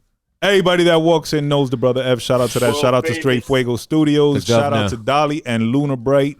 Teeth whitening. Make sure you get your teeth whitened for the summer. Shout out to Don Dinero. Shout out to loudcityclubs.com. Go download the albums. Go download the book. Get your copy of the book. Go get your goods, your flowers, I got a lot of international candies. Shout out to Arozo. Shout out to BCMG, all the good people over there. I know they got a lot of good stuff going. Shout out to Script, and shout out to the chef, bro. I don't know what's going on over there, but they are in our prayers. That's right. And I hope the chef bounce back from whatever's going on. Get well, baby. Shout out to Bloodshot out there in Tampa. Shout out to all the breath babies, as always. Tampa and what else? Oh, make sure y'all following us and tuning in on AMP. Cafecito con Sports Tuesdays and Thursdays 9:30 a.m. to 10. Club Joe's Boys. Radio Tuesdays through Fridays 10 a.m. to 12. La Playa Radio Fridays in the evening, normally around 8 o'clock, depending on DJ Nandito's mood. Eardrum Thump Radio Sundays, Mondays, Wednesdays, and Thursdays. Make sure y'all tune in with Max Low Hip Hop. Do remember, keep your chin up, chest out. Always carry yourself with honor. Always carry yourself with pride. This is the Great American Hip Hop Debate Podcast. I am the Brother Burns, and we out.